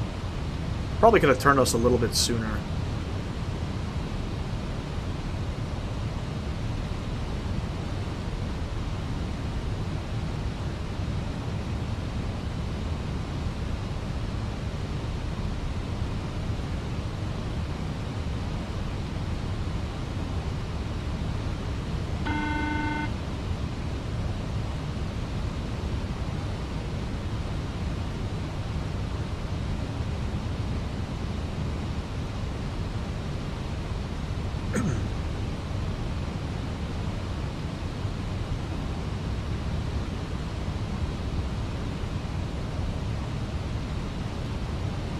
Set this to 2,500. That's going to be the missed approach altitude, so I think we'll be safe at it anyway.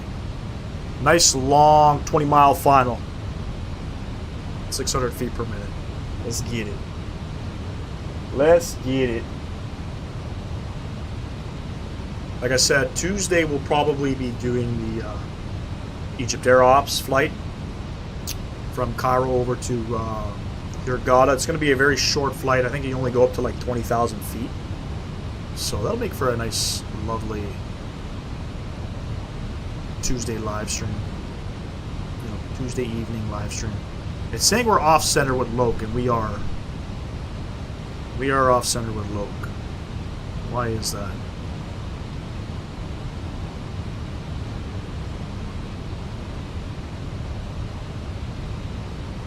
It's a little bit concerning.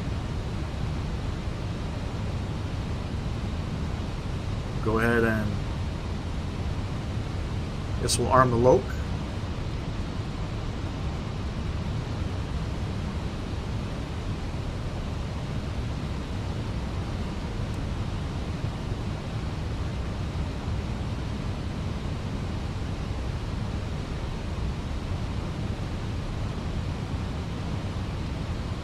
Yoke is arm, and there's glide slope. Nobody on the ground in Bahrain. Probably within, I would say, within the next week or so, you're going to see a lot of people probably flying out here.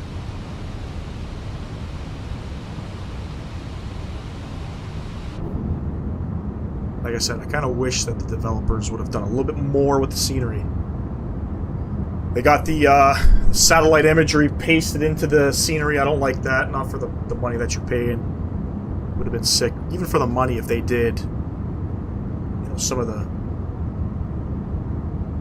the airport vicinity. You know what I mean?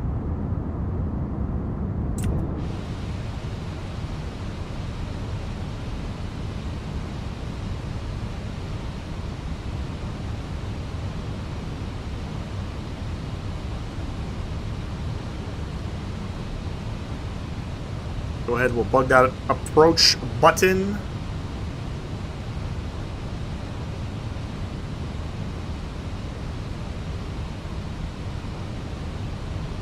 And I don't think there's any speed restrictions coming in. It's a big fat negative.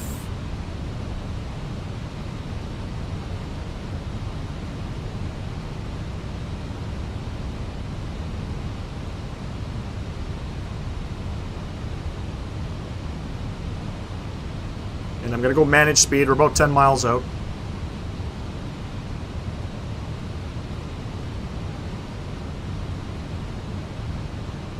There's Yoke. Sorry, there's glide slope. Laps 1. We'll come upstairs. We'll get these guys all lit up.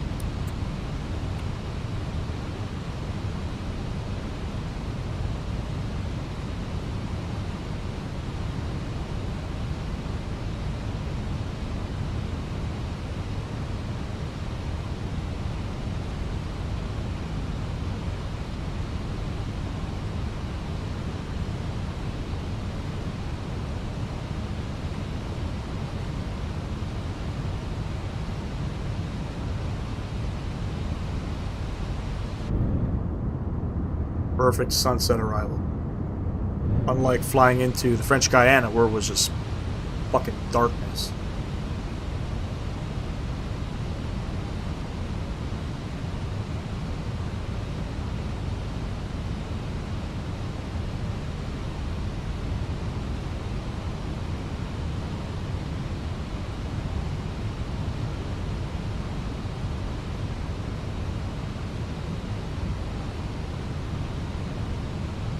And we'll go flaps 2.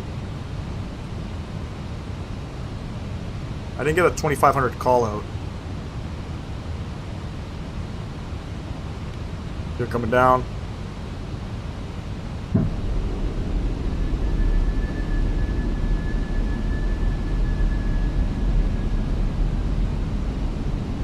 They're about 5 miles out. We'll get fully configured. Laps 3. And full. Beauty. Thing of beauty, ladies and gents. Let's end it off with a beautiful landing into Bahrain. Wait for 1,000 feet.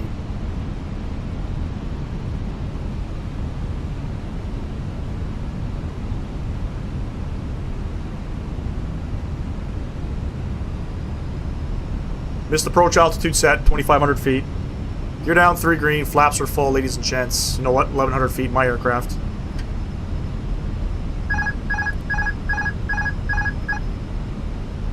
Auto brake set to low. We're flying. Check.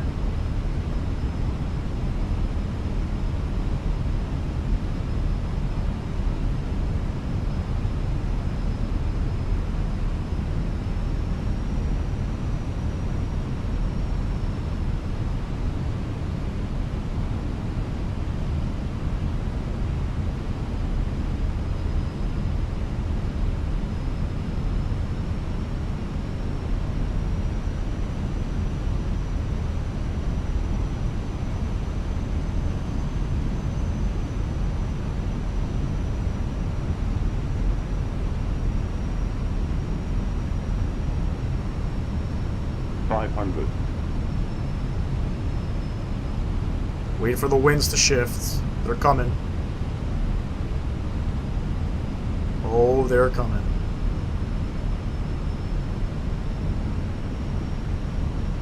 Hundred above.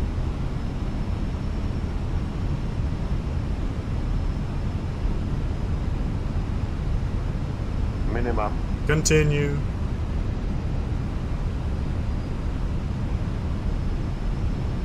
$100.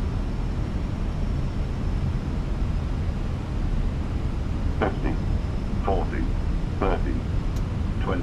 Retard. 5. First coming out. Goes down gently. A little bit firm. More firmer than I wanted. Gotta work on the flares in the Phoenix, I'll tell you. And 70 knots, reverser stowed. Ladies and gents, welcome back to Bahrain. Let's continue the rollout here.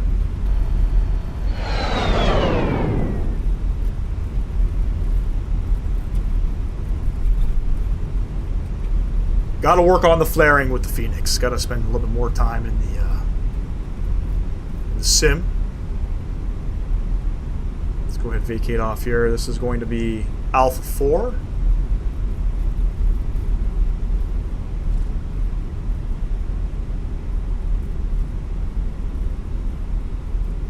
We'll make a quick left. No, we'll continue it down to Zulu.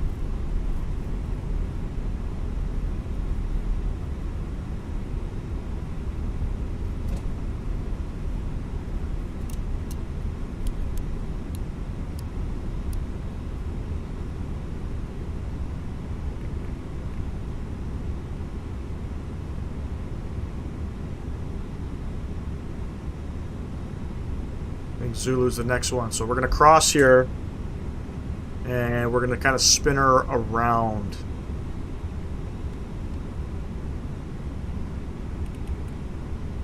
Flaps clean.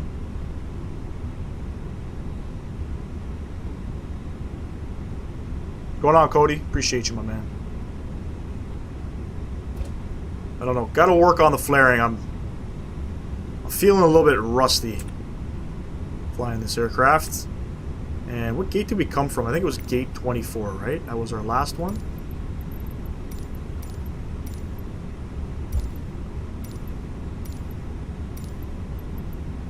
It was gate 24.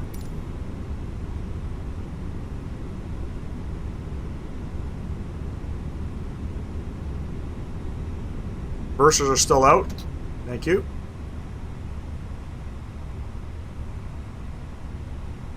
Stock reversers.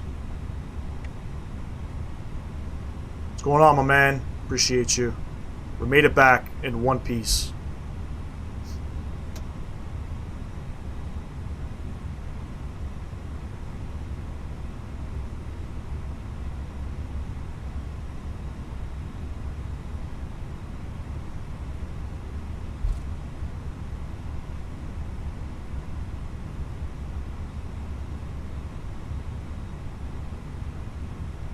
I just got your message, Rougeau. Yeah.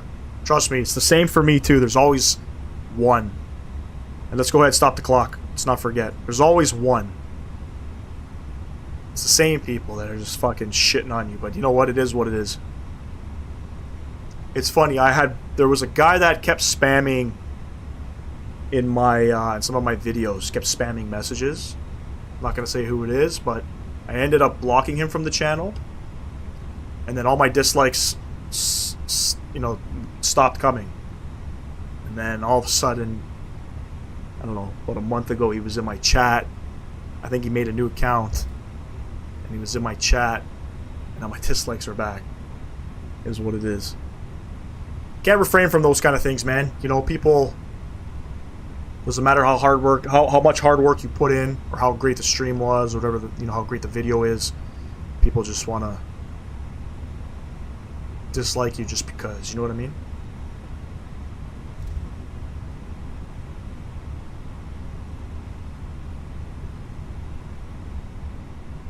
Let's get this guy going. How can I forget?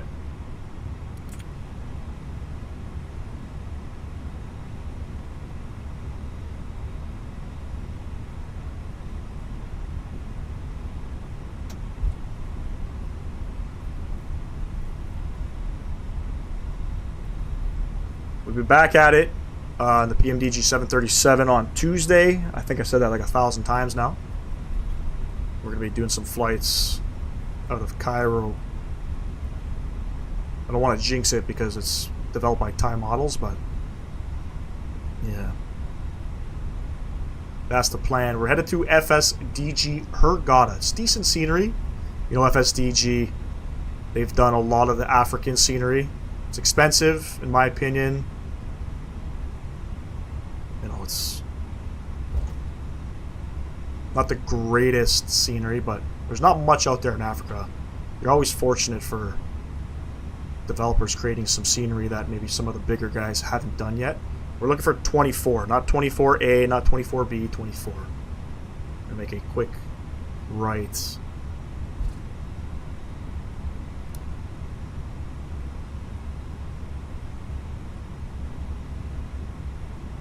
Right about here.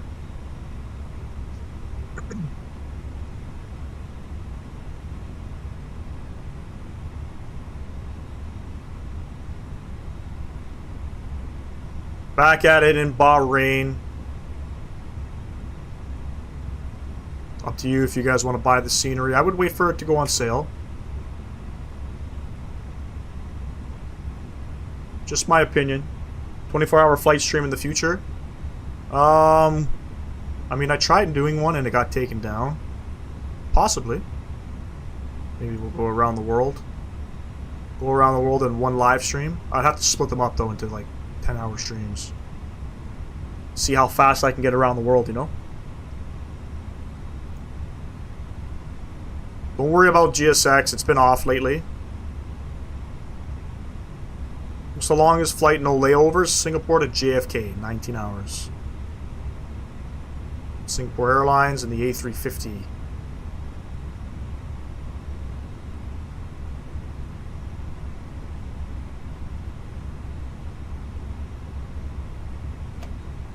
Parker brake coming on, APU bleed coming on. Let's go ahead and kill the engines. Bap, bap. Seatbelt lights coming off. And we'll go ahead and request deboarding. We'll open up these guys.